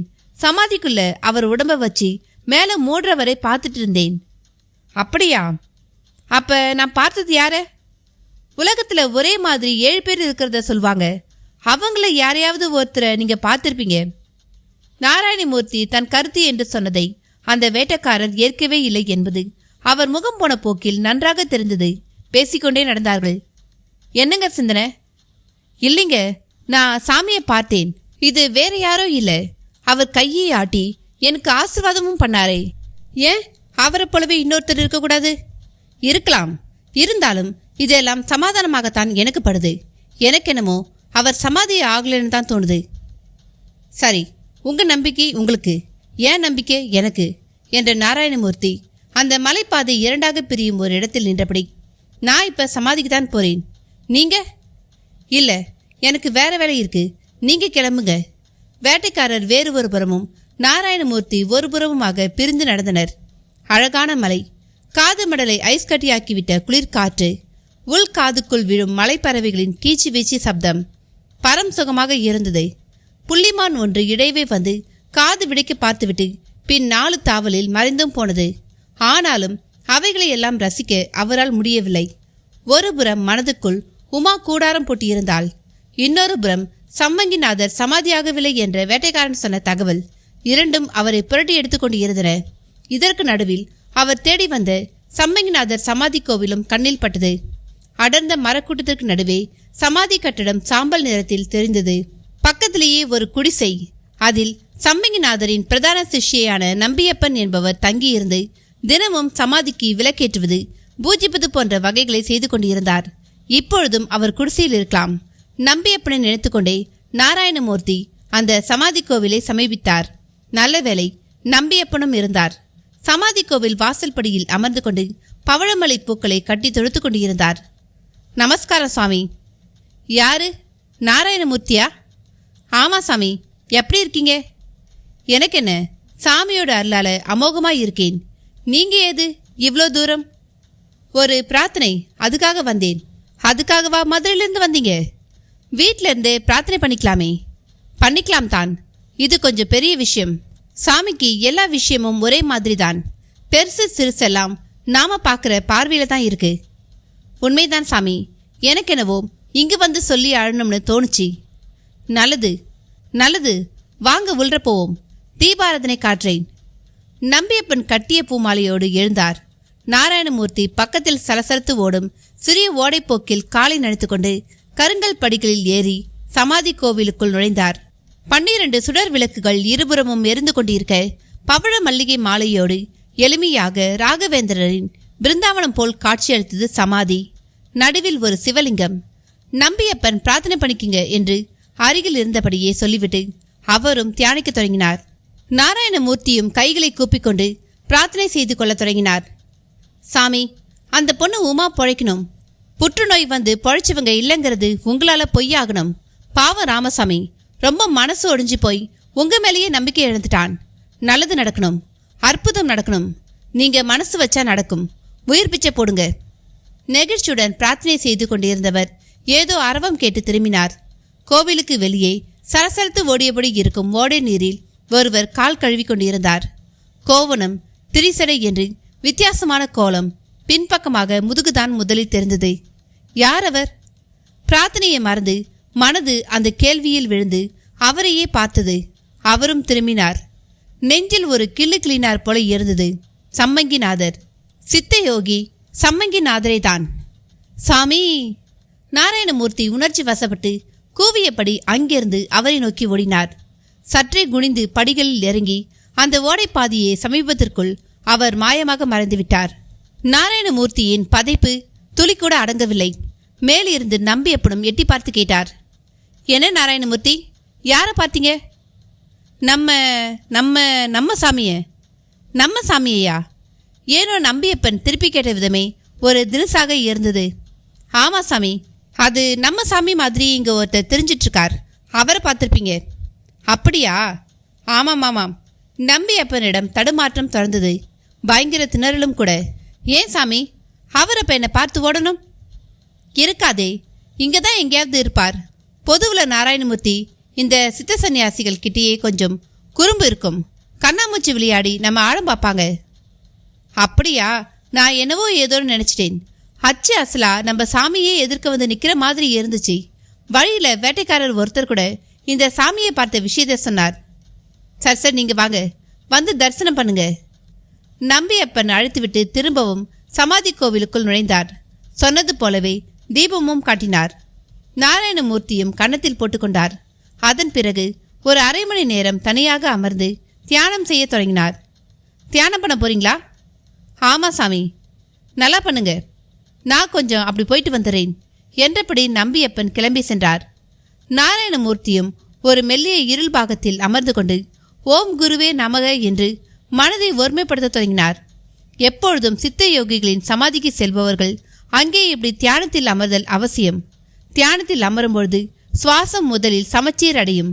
பிறகு உடல் உறுப்புகள் ஒரே விதமாக இயங்கி இரத்த ஓட்டம் சீராகும். இந்த நிலையில் மகா சமாதியில் இருக்கும் அருள் அலைகள் ஒரே சீரான அளவில் சமச்சீரான சுவாசத்தில் மெல்ல தியானிப்பவர்களுக்குள் நிறையும். இதனால் உடம்பின் இயக்கம், குறிப்பாக மூளைக்கு செல்லும் இரத்த ஓட்டத்தில் ஒரு குறிப்பிட்ட அளவிற்கான மின்காந்த அலைகள் முதலியன பரவும். மெல்ல ஆயிரக்கணக்கான எண்ணங்களில் உழலும் அவைகளிலிருந்து விடுபட்டு ஒருவித சமநிலைக்கும் எண்ணங்களற்ற சூன்யத்திற்கும் வரும். இதனால் தாறுமாறான உடம்பின் இயக்கம், உஷ்ணம் முதலியவை சீராகும். ஆரோக்கியத்தின் முதல் கட்டம் இது. மனதும் பலம் பெறும். திரும்பவும் நாம் சகஜ நிலைக்கு திரும்பி பல்வேறு எண்ணங்களில் நீந்த தொடங்கும் பொழுது ஒரு புத்துணர்ச்சி தெரியும். பயம் என்பது மனதில் அறவே இருக்காது. இதெல்லாம் சம்மங்கிநாதர் தன் திருவாயால் போதித்தவை. அவர் போதனையை நாராயணமூர்த்தியும் அவரது சந்நிதியிலேயே காட்டிவிடும் ஆவலோடு தியானத்தில் அமர்ந்துவிட்டார். பத்மாசனம் போட்டு அமர்ந்த நொடி உடம்பு நரம்புகளில் ஒருவித இறுக்கம் ஏற்பட்டு முதுகு தண்டுவடமும் நேராகிவிட்டது. தண்டுவடத்திற்கு நேர்கீழான பாகத்தில் உள்ள சக்கரமும் ஒரு சீரான வேகத்தில் சொல்லத் தொடங்கிவிட்டது. மனமும் மெல்ல அடங்கியது. ஓம் குருவே நமக, ஓம் குருவே நமக என்கிற குரலை அவரிடமிருந்து ஒலித்தது. ஒரு 15 நிமிடங்கள் கூட சென்றிருக்காது. பயங்கர நிசப்தமான சூழ்நிலையில் காற்று குரலில் யாரோ நாராயணமூர்த்தியை பெயர் சொல்லி அழைக்கிறார் போல் இருந்தது. இருந்தும் அவரது தியானம் கலையவில்லை. அந்த காற்று குரல் தொடர்ந்தது. நாராயணமூர்த்தி, என் அருமை சிஷ்யனே, நான் என் உடம்பை தொலைத்துவிட்டு அனாதரவா நிற்கிறேன். அதை ஒருவன் கொண்டு போயிட்டான். அவன்கிட்ட இருந்து என் உடம்பை மீட்டுத்தா. தொடர்ந்து அந்த குரல் ஒலித்தபடியே இருந்தது. நாராயணமூர்த்தியும் தியானத்தில் 30 நிமிடத்துக்கு மேல் இருந்துவிட்டு மெல்ல நிஷ்டையை விளக்கும்பொழுது அந்த குரல் அவர் காதில் ஒலித்தது. நாராயணமூர்த்தி, என் அருமை சிஷ்யனே, என் உடம்பை ஒருவன் திருடி கொண்டு விட்டான். என் உடல் ஒரு பஞ்சபூத கலவை. அது சமாதியில் அடங்க வேண்டியது. ஆனாலும் ஒருவன் அதை களவாடி என்னைப் போலவே திரிந்து வருகிறான். அவனிடமிருந்து என் உடம்பை மீட்டு சமாதியில் திரும்ப கொண்டு வந்து சேர். குரலொலியை கேட்ட நொடி நாராயணமூர்த்திக்கு பகீர் என்றது. ஒரு வினாடி நடப்பது கனவா நிஜமா என்றெல்லாம் சந்தேகம் கூட எழும்பியது. மலங்க மலங்க பார்த்தவர் எழுந்தார். சற்று வெளியே போய்விட்டு வருகிறேன் என்று சொன்ன அந்த சமாதி கோவிலின் சிஷ்யன் நம்பியப்பனை காணவில்லை. எங்கே போய்விட்டார் இந்த நபர் என்கிற தேடலுடன் பூனை போல் நடந்த நாராயணமூர்த்தியை ஒரு சலசலக்கும் புதர் கவர்ந்து இழுத்தது. மெல்ல எட்டி பார்த்தவர் கண்களில் நம்பியப்பனும் சம்மங்கிநாதர் உருவில் இருந்த அந்த மனிதனும் தான் பட்டனர். ஒரு கணம் நெஞ்சியை அடைத்தது. வேதா, உனக்கு எத்தனை தடவை சொல்லியிருப்பேன் இந்த பக்கம் வரக்கூடாதுன்னு. நம்பி, எனக்கு எங்கே போகிறதுனே தெரியல. இந்த உடம்புக்குள்ளே நுழைஞ்சிட்டு படாத பாடுபட்டுக்கிட்டு இருக்கேன். சாமி சமாதி ஆயிட்டது எல்லோருக்கும் தெரிஞ்சிட்டதால என்னை பார்த்தா பயப்படுறாங்க. அதுக்காகத்தான் அன்னைக்கு தலையில் அடிச்சுக்கிட்டேன். நீயோ கற்றுக்கிட்ட வித்தியை பரிசு பண்ணி பார்க்குறேன், கண்ட உடம்புல நுழைய விருப்பமில்லன்னு குருவோட உடம்புலையே நுழைஞ்சி சமாதியை விட்டும் வெளியே வந்துட்ட. இப்போ நான் என்ன செய்யட்டும்னா, குருவோட ஆத்மா என் மேலே ரொம்ப கோபத்தில் இருக்கு. தயவு செய்து இந்த உடம்பை விட்டு வெளியே போயிடு. என் உடம்பைத்தான் அன்கிளைம்டு பாடின்னு போலீஸில் எரிச்சிட்டாங்களே, நான் இப்போ எப்படி வெளியேறது? நாட்டில் பிணங்களுக்கா பஞ்சம்? கண்ட உடம்புல புகை எனக்கு விருப்பம் இல்லை. அந்த விஷயத்தில் எனக்கு ஒரு திட்டம் இருக்கு. சரி, அது வரைக்குமாவது யார் கண்ணிலையும் படாமல் அந்த மலைக்குகையில் ஏறு. ஒரு ஐடியா பண்ணினா என்ன? வேதா என்கிற பெயரில் அழைக்கப்பட்ட சம்பங்கிநாதர் உருவத்தில் இருந்தவன் கேட்டபொழுது ஒளிந்தபடி பார்த்து கொண்டிருந்த நாராயணமூர்த்தியின் கால்களில் வழுவழுவென்று ஏதோ ஒன்று ஏற ஆ என்று அவரும் மலர நம்பியப்பனும் அந்த நபரும் திடுக்கிகளுடன் அவரை பார்த்தனர். உங்களை கோவிலில் உட்கார்ந்துருங்கன்னு சொன்னேல. நம்பியப்பன் கத்தவும் நாராயணமூர்த்திக்கு சிவசிவ என்று கோபம் வந்தது. நம்பி, என்னையா இது? இப்போதான் குருநாதர் குரல் காதில் விழுந்தது. பதறி போய் எழுந்து வந்தேன். இப்போ இங்கே நீங்கள் பேசுகிறதையும் கேட்டதும் எல்லாம் விளங்கிடுச்சு. இப்படி கூட நடக்க முடியுமா? நாராயணமூர்த்தி பதிலுக்கு ஆவேசத்துடன் கேட்ட விதத்தில் கணிசமான கோபம். அது என்ன நம்பி, இது குருவுக்கே துரோகமா? இல்லை, கூடு விட்டு கூடு பாயிற வித்தியை இந்த வேதமணி நம்ம குருநாதர்கிட்ட கற்றுக்கிட்டான். அதை அவர் உடம்புலேயே பிரயோகம் பண்ணுவான்னு நானே எதிர்பார்க்கல. அப்போ இது குருநாதர் திருமேனி தானா? ஆமாம். நம்பி ஆமோதித்த மறுநொடி பொத்தேல் என்று வேதமணி காலில் அப்படியே சாஷ்டாங்கமாக விழத் தொடங்கினார் நாராயணமூர்த்தி. அத்தியாயம் 5. பிரகாமியத்தில் புத்த பிட்சுகள் அதி தேர்ந்தவர்களாக இருந்திருக்கின்றனர். வினய பிடகம் என்னும் பிட்சுகளை பற்றிய நூலில் இது பற்றிய குறிப்புகள் காண கிடைக்கின்றன. பிட்சுகள் மிகப்பெரிய பாரமாக கருதுவது இந்த உடலைத்தான். பிரம்மச்சரியம் மூலம் விந்துவை கட்டி குண்டலினியில் தேறிவிடும் இவர்கள் கும்பகம் பூரிகம் என்று சுவாச பயிற்சிகளை எல்லாம் அனாயாசமாக கடந்தவர்கள். பெரும்பாலான பிட்சுகள் நீரில் நடப்பது, காற்றில் மிதப்பது போன்றவற்றிலும் தேர்ந்தவர்கள். கூடுமாறுதல் அதில் உச்சம். பலத்த உபவாசத்தில் சில பிட்சுக்கள் மெல்ல உயிரை உடம்பிலிருந்து பிரிப்பார்கள். அப்பொழுது ஒருவர் மற்றவர் உடலில் புகுந்து எழுவார்கள் என்கிறது பௌத்த காரணியம். விஞ்ஞானம் அசாத்தியம் என்று கருதும் இந்த கூடுமாறல் மெய்ஞானிகளுக்கு மட்டும் எப்படி சாத்தியமாயிற்று? குண்டலினி யோகம், அனிமா மகிமா என்று ஒருவன் தனக்குள் சில சாகசங்களை செய்து கொள்வது என்பது நம்பக்கூடிய ஒன்றாக உள்ளது. ஒரு மனிதன் யோக பயிற்சி மேற்கொண்டால் இவை எவருக்கும் சாத்தியம் என்பதே உண்மை. ஆனால் உடம்பில் உயிர் என்கிற ஒன்றை பிரித்து அதை சிந்தாமல் சிதறாமல் இன்னொரு உடம்புக்குள் புகுத்தி அங்கே அது இயக்க வைப்பது என்பது சுகமான கற்பனையாக தெரிகிறதே அன்றி அறிவால் ஒரு கிம்மி அளவும் நம்ப முடியாதாகவே உள்ளது. ஆனாலும் கருட புராணம் போன்ற உயிர் வாழ்க்கை பற்றிய நமது புராண நூல்கள் சில புதிய கருத்துக்களை கூறுகின்றன. அதன்படி கண்ணுக்கு தெரியும் நமது பரு உடல் மேல் அடுக்கடுக்காக பல சூட்சும தேகங்கள் இருக்கின்றன என்கிறது அது. இவைகளை விடுவிக்கவே இறந்த ஒருவருக்கு 10 நாள் காரியங்கள் செய்து உலகப்பற்றால் ஈர்க்கப்பட்ட அதனை ஒரு நாளைக்கு 1 முழம் என்கிற அளவில் ஆகாயத்தில் உயர்த்தி 10ஆம் நாள் வழியனுப்பி வைக்கிறோம் என்கிறது கருட புராணம். ஞானிகள் யோகிகள் தங்கள் யோக சக்தியால் இந்த சூட்சும தேகங்களை முதலில் பார்க்கின்றனர். பிறகு அந்த தேகங்கள் மூலம் ஒருவர் உடலுக்குள் புகலாம் என்கின்றனர். புகுந்த வாக்கில் உயிர் ஆதாரமான இதயத்தை துடிக்க வைத்து இரத்தத்தை ஓட வைத்து மூளையை விழிப்படை செய்து அதை ஒரு ரேடியோ போல பயன்படுத்தி தன் உடலோடு ஒரு அலைவரிசை தொடர்பையும் கொண்டு விடுகின்றனர் என்பதாக சொல்கிறது அது. கேட்க ரசமாக உள்ள இதனை புரிந்து கொள்ள உடம்பு பற்றிய பட்டறிவு மிக மிக முக்கியம். மெல்ல காலத்தால் கைவர பெற வேண்டிய இந்த வித்தையை சில குருமார்கள் நினைத்தால் கணத்தில் கற்றுக் கொடுத்து விடுவார்கள் என்று சிலர் கூறும்பொழுது வியப்பாக உள்ளது. அது எப்படி சாத்தியம் என்று கேட்டால் அவர்களை உள்ளே புகுந்து நேத்திர திருச்சியை மூலம் மலமளவென்று புரிய வைத்து விடுவார்கள் என்கின்றனர். இருப்பினும் கூடுவிட்டு கூடு பாயும் வித்தை அறிய ஒருவருக்கு ஜாதகமும் துணை செய்ய வேண்டும். இந்த பயிற்சி பெறும் நபர் முதலில் தன் உடலில் உள்ள நவகிரகங்களுக்கான பகுதிகளை அறிந்து அது செயல்படும் விதத்தை முதலில் புரிந்து கொள்ள வேண்டும். பட்டு பாவாடையும் தலை நிறைய பூவுமாக இருந்தால் உமா. சகுந்தலா அவளை அந்த அளவுக்கு அலங்கரித்து சற்று தூர நிறுத்தி கண்களில் ஈரத்துடன் பார்த்து பார்த்து ரசித்து கொண்டிருந்தாள். ஆனால் ராமசாமியால் அப்படியெல்லாம் ரசிக்க முடியவில்லை. மோட்டு வழியை பார்த்தபடி ஈசி சேரில் அமர்ந்து விட்டார். ஆபீஸ்க்கு 3 மாதத்துக்கு ஸ்பெஷல் லீவ் போட்டுவிட்டார். ஆபீஸில் ஆரம்பத்தில் லீவு தர சுணங்கினார்கள். உமாவின் உடல்நிலையை பற்றி சொல்லி சாகும் வரை உடல் நிற்க விரும்புவதாக கூறவும் மறுபேச்சின்றி ஓகே செய்து விட்டார்கள். சாதாரணமாக ஒரு நாள் லீவு வாங்குவது என்பதே குதிரை கொம்பான விஷயம். அப்படியே வாங்கிவிட்டாலும் அதை ஆனந்தமாக அனுபவிப்பதுதான் ராமசாமி. இப்பொழுது 3 மாத லீவு. ஆனாலும் அதில் துளி கூட சுரத்தில்லை. அப்பா, உமா அழைப்போடு அவர் அருகில் வந்து நின்றாள். என்னடா கண்ணு, என்ன கொஞ்சம் வெளியே கூட்டிக்கிட்டு போப்பா. எங்கம்மா போக? மீனாட்சி அம்மன் கோவிலுக்கு போகலாமா? உமா கோவிலுக்கு கூப்பிட்டதில் அவரிடம் அதிர்ச்சி. வேண்டாமா, ஒரே கூட்டமாக இருக்கும். அப்புறம் அந்த சாமிக்கெல்லாம் சக்தி கிடையாது. ஆகையால அதை விட்டுடு, விரக்தியோடு சொன்னார். இல்ல, அப்படி சொல்லாதீங்க. நேற்று ராத்திரி என் கனவுல சாமி வந்துச்சு. அப்படியா?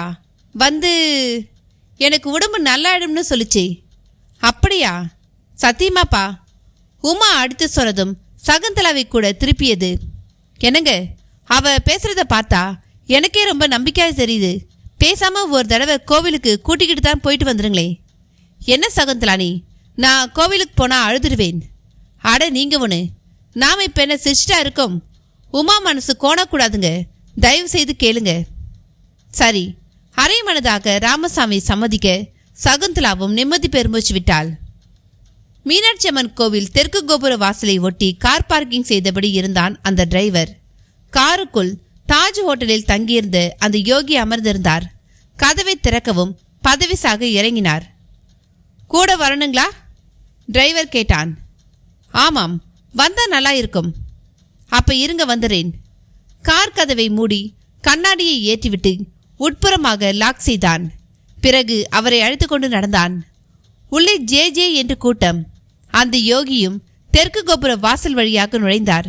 நேராக விபூதி பிள்ளையாரிடம் சென்றார். ஒரு கல் தொட்டிக்குள் அமர்ந்திருந்த பிள்ளையாரின் உடம்பெல்லாம் பக்தர்கள் வாங்கி வந்து கொட்டிய விபூதி கிடந்தது. பக்தர்கள் அந்த விபூதியை அள்ளி பிள்ளையார் மேல் தூவிவிட்டு நெற்றியிலும் இட்டுக்கொண்டு பிரதட்சணமாக மீனாட்சி அம்மன் சன்னிதி நோக்கி நடந்தனர். வலப்பக்கத்தில் பார்க்கும்படியாக பொற்றாமரை குளம். ஆனால் பொன் தாமரை மட்டுமல்ல, தண்ணீரும் துளிக்கூட இல்லை. அந்த யோகி நின்று தீர்க்கமாக குளத்தை ஒரு பார்வை பார்த்தார். பொற்றாமரை குளம் சாமி. தெரியும். உன் பேர் என்ன சொன்ன? வேலாயுதங்க. டிரைவர் மாணிக்கம் உன் நண்பனா? ஆமாங்க, நெருங்கிய நண்பன். போகட்டும். இதுக்கு முந்தி இந்த கோவிலுக்கு வந்திருக்கீங்களா? நிறைய தடவை. இது சக்தியும் சிவமும் சமபலத்தில் உள்ள ஒரு ஆலயம். கடவுள் மனித உருவில் வந்து வாழ்ந்து ஆட்சி செய்த பூமி. இந்த பொற்றாமை குளத்தோட வயசுல தெரியுமா? யாருக்கு சாமி அதெல்லாம் தெரியும்? தெரிஞ்சுக்கோ, பல 1000 வருஷங்கள். இதோட கரையில, அதாவது படித்துறையில கால் வைக்காத சக்கரவர்த்திகளோ ராஜாக்களோ இந்த உலகத்துல இருந்தது கிடையாது. இந்த குளத்துக்கு ஒரு பெரிய சிறப்பு உண்டு. அவர் இடைவெளி விட்டு வேலாயுதம் ஆர்வமாக கேட்கிறானா என்று பார்த்தார். என்ன சாமி என்றும் அவனும் படு ஆர்வமாக கேட்டான். தாயை புணர்ந்த தடுக்கனுக்கும் தூய மோட்சம் தரும் குளம் இது. அப்படின்னா அம்மாவையே ஒருத்தன் காம எச்சோடு கெடுத்துட்டாலும் அவனை, அதாவது அவன் பாவம் கூட இந்த குளத்துல குளிச்சா நீங்கிடும். அவ்வளோ சிறப்பு இதுக்கு இருக்கு. வேலாயுதம் அதை கேட்டு சிரித்தான். எதுக்கு சிரிக்கிற? குளிச்சா அழுக்கு போகும், பாவம் எப்படி போகும் சாமி? எனக்கு புரியல. ராமேஸ்வரம் கடல்ல குளி, அங்க இருக்கிற கிணறுகளை குழி, கங்கையில குழி, காவேரியில குழின்னு நம்ம ஆளுங்க குளிக்க சொல்றாங்க. நீங்க சொன்ன மாதிரியே பாவமெல்லாம் போயிடும்னு சொல்றாங்க. அது எப்படி சாமி? பாவங்கிறது என்ன, அழுக்கா? குளிச்சா போக? வேலாயுதம் கேட்டது அசாதாரணமான கேள்வி. அந்த யோகி அதற்காக மகிழ்ந்தது போல் சிரித்தார். பின் மெல்ல, பாவமும் ஒரு அழுக்குத்தான் என்று தொடங்கினார். அவன் கூர்ந்து கவனித்தான். பஞ்சபூதங்கள்ல தண்ணீர் ரொம்ப விசித்திரமான ஒரு பூதம். அதே சமயம் அதுக்குள்ள 5 பூதங்களும் அடக்கம். தண்ணீர்ல காத்து இருக்கு. சூடாக்கினா உஷ்ணமும் சேர்ந்துடும். அது ஆகாயத்துல இருந்துதான் பூமிக்கு வருது. ஆக பார்க்க முடிஞ்ச ஒரே பஞ்சபூதம் தண்ணிதான். அவர் அசாதாரண விஷயத்தை அசாதாரணமாக சொன்னார். நம்ம உடம்பும் பஞ்சபூதங்களால் ஆன ஒன்று தான். இந்த பஞ்சபூதத்தோட உச்சி நாடி தலைக்கு மேலே இருக்கு. அதுக்கு மேலே சூட்சும உடம்பு இருக்கு. நம்முடைய பாவ வினைக்கு தகுந்த மாதிரி அந்த உடம்பு கருத்து இருக்கும். உச்சி நாடி எப்பவும் ரேடியோ ஆண்டனா மாதிரி 9 கிரகங்களோட கதிர்களை வாங்கி அதற்கேற்ப இயங்கிக்கிட்டு இருக்கும். தண்ணீர்ல மூழ்கும் பொழுது அந்த தொடர்பு அருந்து அந்த தண்ணியின் சக்தி உச்சி நாடி வழியாக நம் உடம்புல நுழையும். அந்த நொடியில் மனசுல பதிவாயிருக்கிற நம்முடைய பாவ வினைகளையும் அது அழிக்கும். இதனால தான் தலைமுழுக்கு நம் மதத்துல விசேஷமா பார்க்கப்படுது. தீட்டுகளுக்காக குளிக்க சொல்றதும் இதனால தான். சுருக்கமா இதுக்கு பேர் மங்கள ஸ்நானம்னு பேர். அவர் சொன்னது அவனுக்கு கொஞ்சம் தான் புரிந்தது. இருந்தும் முழுவதும் புரிந்தது போல காட்டிக்கொண்டான். அப்பொழுது ராமசாமியும் சகுந்தலாவும் மகள் உமாவுடன் வந்து கொண்டிருந்தனர். உமா அந்த யோகியை பார்த்தாள். உற்று பார்த்தாள். என்னம்மா, எதுக்கு அவர் அப்படி பார்க்குற? நேத்து கனவுல இவரும் வந்தாருப்பா. உமா மீண்டும் அதிர்ச்சி அளித்தாள். அவள் சொல்லிக் கொண்டிருக்கும் பொழுதே அந்த யோகியும் உமாவை பார்த்தார். எங்கேயோ இதற்கு முன் பார்த்தது போல முகத்தில் சிந்தனை. ராமசாமி சற்று தயங்கி நிற்க உமா அவரிடமிருந்து விலகி யோகியை நோக்கி சென்றாள். அருகே சென்றதும் இணக்கமாக சிரித்தாள். அப்படியே, சாமி, நீங்க நேற்று ராத்திரி என் கனவுல வந்தீங்க என்றாள். அப்படியா? கேள்வியோடு அவர் முகம் ஜோதி புனலாக மாறியது. அப்படியே கண்களை மூடி, குருவே, உங்க கருணையே கருணை என்று முணுமுணுத்தார். டிரைவர் வேலாயுதம் பேந்து பேந்து விழிக்க ராமசாமி வந்து சேர்ந்து கொண்டார். கூடவே சகுந்தலா. உன் பேர் என்ன பாப்பா? உமா. என்ன படிக்கிற? 5ஆம் வகுப்பு. ஆனா இப்ப அப்பா ஸ்கூலுக்கு அனுப்புறதில்ல. ஏன்? நான் சொல்றேன் சாமி, இது என் மகள், ஒரே மகள். ஆனா அவரால் சொல்ல முடியவில்லை. தொண்டை கமறியது. என்ன, ஏதாவது உடல்நல கோளாறா? ஆமாங்க என்றவர் அவர் காதோரமாக சென்று, புத்து நோய்ங்க, இன்னும் 1 மாசம் இருந்தா அதிகம்னு சொல்லிட்டாங்க டாக்டருங்க என்றார். அவரோ சிரித்தார். உங்களுக்கு என்ன பிள்ளையா குட்டியா? சிரிக்கத்தான் செய்வீங்க. அப்படி இல்லை, யார் எவ்வளோ நாள் இருப்பாங்கிறது தேவராட்சியம். ஆனால் டாக்டர்கள் சொன்னது சிரிப்பு வந்தது. புத்து விஷயத்தில் அவங்க சொல்கிறதானே, கவலையே பட வேண்டாம். நான் எதுக்காக கோவிலுக்கு வந்தேனோ அது ஈடேறிடுச்சு. அம்மா மீனாட்சி இங்கே குழந்தை வடிவத்தில் தான் இருக்கா. இதோ இந்த உமா ரூபத்தில். இவ மீனாட்சியா இருந்தா எங்களை கையில் பிடிக்க முடியுமா சாமி? ஆனால் அவளுக்கும் கருணை இல்லை. நான் மனசார நம்பின என் குருநாதருக்கும் கருணை இல்லை. யார் அவர்? காரையார் சம்மகிநாதன் பேரு. பேரை கேட்டவுடன் சிரித்து போனது யோகியின் உடம்பு. அப்படியே அவர்களிடம் சொல்ல வேண்டியதை சொல்லிவிடு என்று ஒரு குரல் உள்ளே ஒலித்தது. ஆனால் சொன்னால் அவர்கள் தாங்குவார்களா என்றும் தோன்றியது. என்ன சாமி, என்ன யோசனை? ஒண்ணுமில்ல, உங்க குழந்தை பத்திரம். இரு பொருள் பட சொல்லிவிட்டு மீனாட்சி சன்னதி நோக்கி நடந்தார். நல்ல கூட்டம். ராமசாமிக்கு அவர் சாதாரணமாக சொன்னதாகத்தான் நினைத்தார். கூட்டமோ கூடிக்கொண்டே போனது. விட்டால் மீனாட்சியை பிழத்தோடு பிடுங்கி இடுப்பில் வைத்துக்கொண்டு போய்விடுவார்கள் போல தோன்றியது. அந்த கலைபரத்தில் மீனாட்சியை எப்படியோ முட்டி மோதி கும்பிட்டு விட்டு திரும்பிய ராமசாமிக்கு பகீர் என்றது. உமாவை காணவில்லை. சகுந்தலாவும் பதைத்து போய் சுற்றி சுற்றி பார்த்தாள். எங்கும் உமா கண்ணில் படவில்லை. ஐயோ, என்னங்க இது? இங்க தானேங்க இருந்தா? அதானே, இப்படி காணாம போவான்னு முந்தைய தெரிஞ்சுதான் குழந்தை பத்திரம்னு அந்த சாமியார் சொன்னாரோ என்னவோ. இருவரும் சுற்றி சுற்றி பார்த்தபடி அங்கிருந்து ஆளுக்கு ஒரு பக்கம் ஓடினர், தேடினர். சுடுகாடு. அளவில் பெரிய சுடுகாடு தான். ஒன்றுக்கு 4 பிணமேடைகள். 4இல் 2இல் பிணங்கள் வெந்து கொண்டிருந்தன. காலியாக உள்ள 2இல் மேற்கூரையில் தூளி கட்டி அதில் ஒரு கைக்குழந்தையை போட்டு ஆட்டிக்கொண்டிருந்தாள் வெற்றியான் மனைவி. சற்று தள்ளி சுடுகாட்டு மரத்தடியிலேயே சமையலும் நடந்து கொண்டிருந்தது. நிறைய பேர் தெரிந்தார்கள். அவர்களில் சிலர் முகங்களில் மட்டும் துக்கம். சுடுகாட்டு வாசலில் தேங்கிய காரிலிருந்து இறங்கிய பிருத்வி, கண்ணன், ரகுவீர், ஜெகதீஷ் ஆகிய 4வரும் கையில் கேமரா, கழுத்தில் கேமரா என்று அப்படியே பார்வையை சொல்லிவிட்டு கொண்டே வந்தனர். கூடவே டிரைவர் மாணிக்கம். சார், சுடுகாட்டில் வெட்டியான்கிட்ட சொல்லிட்டேன். நீங்கள் எங்கே வேணா போய் நின்று எப்படி வேணா படம் எடுக்கலாம். அவங்க ஒன்றும் சொல்ல மாட்டாங்க. ஆனால் பணத்துக்கு சொந்தக்காரங்க ஏதாவது சொன்னால் தெரியாதுன்னு சொல்லிட்டான் சார். நீங்கள் போங்க, நான் வெளியில் காரில் உட்கார்ந்திருக்கேன் என்றவாறே அவர்கள் பதிலை கூட எதிர்பார்க்காமல் திரும்ப தொடங்கினான் மாணிக்கம். அவர்களும் ஒழிந்து போ என்கிற மாதிரி மெல்ல நடக்க ஆரம்பித்தனர். ஆங்காங்கே சமாதிகளும் இருந்தன. இடையில் ஒரு இடத்தில் மேம்போக்காக ஒருவன் குழிவெட்டி கொண்டிருக்க, அருகில் சைக்கிளின் பின் கேரியரில் ஓலைப்பாயில் சுருட்டி வைக்கப்பட்ட நிலையில் ஒரு அனாதை பிணம். சற்று தள்ளி மூக்கை பிடித்துக்கொண்டு ஒரு கான்ஸ்டபிள் அவன் குழி தோண்டுவதை துரிதப்படுத்தி கொண்டிருந்தார். சீக்கிரம்பா, நாத்தம் தாங்க முடியல என்று சொல்லிக்கொண்டே மூக்கு பொடியில் ஒரு சிட்டிக்கையை உள்ளேற்றி கொண்டார். அதையெல்லாம் பார்த்து கொண்டு தான் அந்த 4 பேரும் நடந்தனர். கான்ஸ்டபிள் அவர்களை ஒரு தினசாக பார்த்தார். அவர்களும் ஓலைப்பாய் பிணத்தை பார்த்தனர்.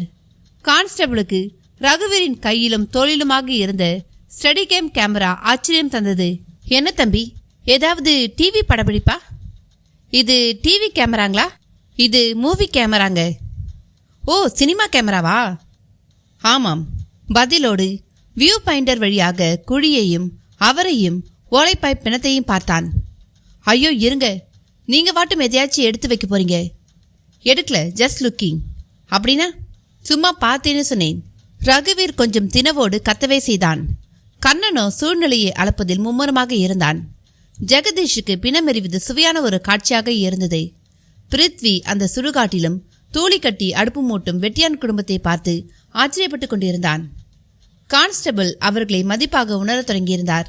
ரகுவீரிடமே கட்டையை போட்டார். சுடுகாட்டில் வந்து படம் எடுக்க இங்கே என்னங்க இருக்கு?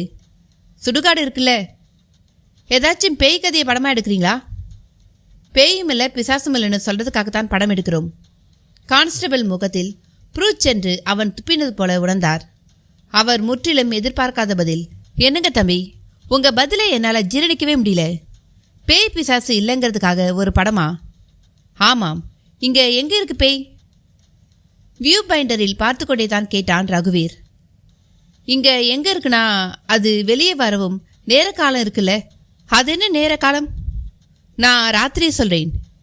ஏன் இப்போ வந்தா போலீஸ்காரர் நீங்க அதை பிடிச்சிட்டு போயிடுவீங்களா? என்ன தம்பி நீங்க இப்படி ஏக்கனைக்கு மொகடியா பேசுறீங்க? என் கேள்விக்கு நீங்க பதில் சொல்லுங்க. பகல்ல அது வராது. அதான் ஏன்னு கேட்குறேன். எனக்கு என்ன தெரியும்? பெரியவங்களை தான் கேட்கணும். அப்ப நீங்க யார்? பெரியவர் இல்லையா? நான் பெரியவங்கன்னு சொன்னது என் அப்பன் பாட்டன் வயசுல உள்ளவங்கள. அப்ப அவங்களுக்கு தெரியும்னு சொல்லுங்க. ரகுவீர் குதர்க்கமாகவே பேசினான். இடையில் குழிவெட்டி கத்தரித்தான். ஐயா, ஆழம் போதுமா பாருங்க. கான்ஸ்டபிளும் எட்டி பார்த்துவிட்டு போதுமையா, இழுத்து போடு என்றபடி சற்று ஒதுங்கி நின்றார். அவனும் குழியை விட்டு மேலேறினான். ஓலைப்பாய் பிணத்திடம் வந்தான். தம்பி ஒதுங்கிங்க. 3 நாளைக்கு முந்தி செத்த பணம் புழு வச்சிருச்சு. பக்கமா நின்னா நாத்த மட்டுமில்ல, கிருமிங்க தொத்திக்கிட்ட போகுது என்று கரிசனமாக ரகுவீரை பார்த்து சொன்னார். மற்ற மூவரும் கூட ஆர்வமாக வந்து சேர்ந்தனர். ரகு, என்னடா, ஏதாவது ஆக்சிடென்ட் கேஸா? ஆமா தம்பி, ரயிலில் அடிபட்டு செத்துட்டான். 2 நாள் ரயில்வே லைன் ஓரமா புதர்லேயே இருந்து நார்ந்ததுக்கு பிறகுதான் தெரிய வந்துச்சு. ஆள் யாருன்னே தெரியாதபடி முகமெல்லாம் சிதைந்து போய் அவர் சொல்லும்பொழுதே ஓலைப்பாயிலிருந்து அந்த சடலம் விரித்தெடுக்கப்பட அதை பார்த்த ரகுவீருக்கு உடம்பில் எறும்புகள் ஊர்ந்தது போல் இருந்தது. முகம் சுணங்கியது. மற்ற மூவரும் கூட முகத்தை வேறு பக்கம் திருப்பிக் கொண்டனர். துல்லியமாக அந்த நொடியில் யாரோ ஒருவன் லுங்கியை ஏற்றி கட்டிக்கொண்டு தம் எடுத்தபடி அந்த பக்கமாக வரவும் அவனை பார்த்த கான்ஸ்டபிள் முகத்தில் ஏகத்துக்கும் பரபரப்பு. ஏய், நீ அபின் ரத்னம்ல என்ற கேள்வியுடன் அவனை துரத்த அவனும் கான்ஸ்டபிளை பார்த்த அதிர்ச்சியில் துண்டக்கானம் துணிய காணோம் என்று ஓடினான். வெட்டியான் பார்த்துவிட்டு சிரித்தான். அந்த குழி வெட்டியோ வெறுத்து போய் ஒரு ஓரமாக இருந்த மரத்தடியில் வேர்வையோடு அமர்ந்து விட்டான். நால்வரும் இப்பொழுது எரியும் பிணத்தை சமீபித்திருந்தனர். வெட்டியான் வாயில் பீடியோடு பார்த்து சிரித்தான். ரகுவீர் அவனோடு சேர்ந்து படமெடுக்க தொடங்கினான். ஏற்கனவே போட்ட திட்டப்படி கண்ணன் கேள்வி கேட்க தொடங்கினான். உங்க பேர்? மாறிங்க. எதுக்கு கேட்குறீங்க? சும்மாதான். பணம் எரிக்கிறது தான் உங்கள் தொழிலா? ஆமாங்க. பாழா போன தொழில் இது. வேற எந்த வேலைக்கும் போகவும் முடியாது, செய்யவும் விட மாட்டாங்க. அது சரி, 24 மணி நேரமும் இங்கே தான் இருப்பீங்களா? அது பணம் வரதை பொறுத்துது. வந்தா அப்போ இருப்பீங்களா? இருந்து எரிக்கிறது தானே ஜோலி. சுடுகாடுனாலே ஒரு பயமும் பீதியும் இருக்கே, உங்களுக்கு கிடையாதா? பயந்தா தொழில்பட முடியுமா? அப்போ பயப்பட ஒன்றுமில்லைன்னு சொல்லுங்க. அது எப்படி சொல்ல முடியும்? சில நாளில் சில குரளி பேய்ங்க வந்து மேலே குதிச்சு விளையாடும். பீடி குடிக்க விடாது, பிடுங்கி பிடுங்கி போடும். அப்போ பேய் பிசாசு உண்மையா? இல்லையா பின்ன? இந்த பீடி சாம்பலாக்கிற மாதிரி செத்துப்போன மனுஷன் பேயா மாறித்தானே தீரணும். அவன் ஒரு உதாரணத்தோடு சொன்னது ரகுவீரை நண்பர்கள் முகத்தை பார்க்க வைத்தது.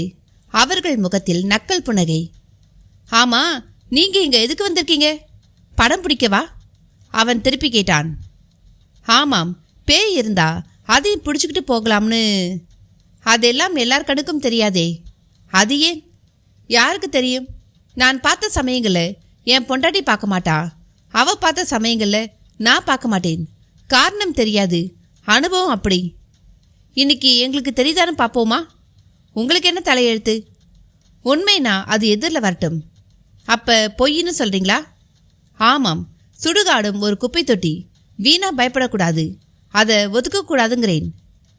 நீங்கள் சொல்கிறது நல்லா தான் இருக்கு. ஆனால் ஊரில் விழுகிற குப்பைக்கு மனசு கிடையாது, ஆசாபாசம் கிடையாது, பாவ புண்ணியம் கிடையாது.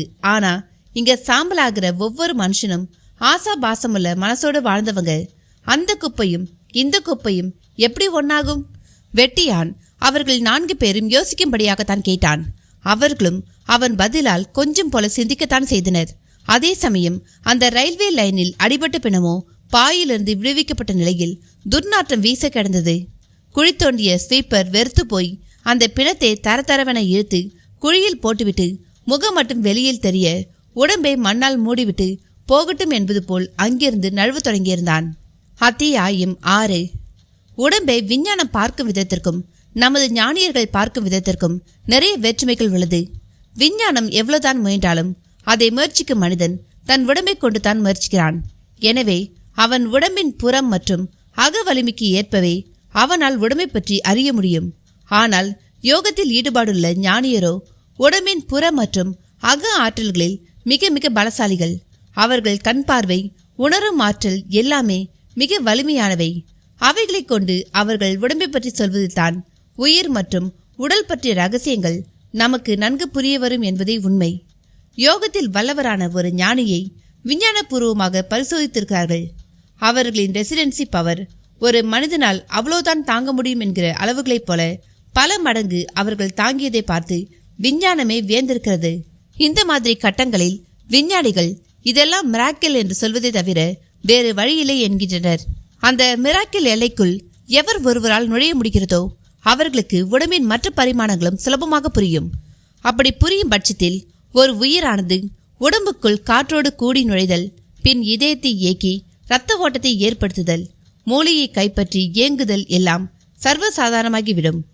எந்த வித்தையுமே கற்பதற்கு முன் வரைதான் அபூர்வமாக தெரியும்.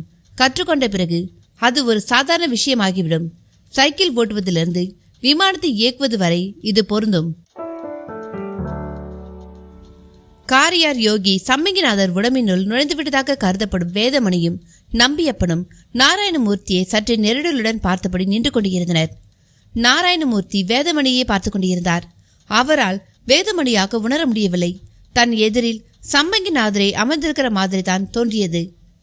பிராண காலத்திலிருந்து நடக்கிற ஒரு தப்பு தான் எங்கேயும் நடந்திருக்கு. இந்த மணி வித்தை கற்றுக் கொடுத்த குருவோட உடம்பியை திருடிட்டான். இப்ப என்ன பண்றதுன்னு தெரியாம இந்த காட்டியை சுத்தி சுத்தி வரான் என்று சப்பை கட்டுவது போல பேசத் தொடங்கியிருந்தார் நம்பியப்பன். இல்ல, தெரியாம தான் கேட்கிறேன். சமாதிக்குள்ள அடங்கின நம்ம குருநாதர் உடம்புல இவர் எப்படி? நாராயணமூர்த்தியிடம் சந்தேகம் தீரவே இல்லை. எனக்கே அது ஆச்சரியம்தான். நான் எப்பவும் போல சமாதிக்கு பூஜை செய்துட்டு திரும்பும்பொழுது சமாதியோட மேல் தளம் அசைகிற மாதிரி தெரிஞ்சுது. என்னன்னு பார்த்தப்ப பகீர்னு ஆயிடுச்சு. மேல் தளத்து கடப்பக்கல்ல தள்ளிக்கிட்டு சாமி உருவம் மேலே ஏறி வெளியே வந்து நின்றுச்சு. வெளவெளத்து போயிட்டேன். பிறகுதான் தெரிஞ்சுது அப்படி நிற்கிறது வேதமணின்னு. இது நம்பியப்பனின் வாக்குமூலம். எப்படி எப்படி இப்படி ஒருத்தர் உடம்புக்குள்ள ஒருத்தர் புக முடியும்? அதுதான் கூடு விட்டு கூடு பாயறதுங்கிறது. எப்படி எப்படி இது சாத்தியம்? சாமி எப்படி இதை இந்த வேதமணிக்கு சொல்லிக் கொடுத்தார்? அதே சமயம் இவரோட பழைய உடம்பு என்ன ஆச்சு? இந்த கேள்விக்கு வேதமணியே பதில் கூறினான். நான் ஒரு எம்எஸ்சி ஸ்டூடெண்ட். ஒரு பிக்னிக்காக இந்த காட்டுக்கு வந்தப்ப சாமியை சந்திச்சேன். பூர்வ ஜென்ம தொடர்புன்னு தான் சொல்லணும். அவர் என்னோட ரொம்ப நேரம் பேசிட்டு இருந்தார். நீ போன ஜென்மத்தில் என் மகன், இந்த ஜென்மத்தில் நீ விடுற எள்ளும் தண்ணியும் கூட எனக்கு தான் வருதுன்னு ஒரு புது கணக்கு போட்டு சொன்னாரு. அதை நான் எப்படி நம்புறதுன்னு கேட்டேன். எந்த வித்தையும் உனக்கு சுலபமாக வந்துடும்னு சொன்னாரு. ரொம்ப பேருக்கு இந்த மாதிரி ஒரு திறமை இருக்கு. இதில் ஆச்சரியப்பட என்ன இருக்குன்னு திருப்பி கேட்டேன். நான் ஒரு மாதிரி நம்பாம அசட்டியா பேசுறதா உணர்ந்தவர், ஒரு அபூர்வமான யாராலையும் நெருங்க கூட முடியாத ஒரு வித்தையை உனக்கு நான் கற்றுக் கொடுக்கிறேன். அதிகபட்சம் ஒரு மண்டலம் போதும்னு சொல்லி என்கிட்ட பயிற்சியை ஆரம்பிச்சார். முதல்ல பிராணாயாமத்தில் தான் தொடங்கினேன். அப்புறம் மூச்சுக்கட்டல், அதன் பின் உடம்பின் சப்த நாடி, சர்வாங்க நாடி, அவைகளோட துடிப்பு பற்றி புரிய வைத்தார். இதய துடிப்பை கூட கூட்டி குறைத்து இயக்கிற பயிற்சியும் நடந்தது. இதுல ரொம்ப முக்கியம், சப்த நாடிகளை ஒடுக்கிறதுல ஏக்கத்தில் தான் இருக்கு. இந்த நாடிகளை பற்றி தெரிந்து கொள்வதன் மூலம்தான் உடம்பை விட்டு உயிரை பிரிக்கிறது எப்படின்னு தெரிந்து கொள்ள முடியும். நாடிகளோட ஜங்ஷன் பாயிண்ட்னு ஒன்று இருக்கு. அது தொப்புள் கிட்ட இருக்கு. அங்க மனசை குவிச்சு மற்ற நாடிகளை பூட்டுறதுங்கிறது ஒரு வித்தை.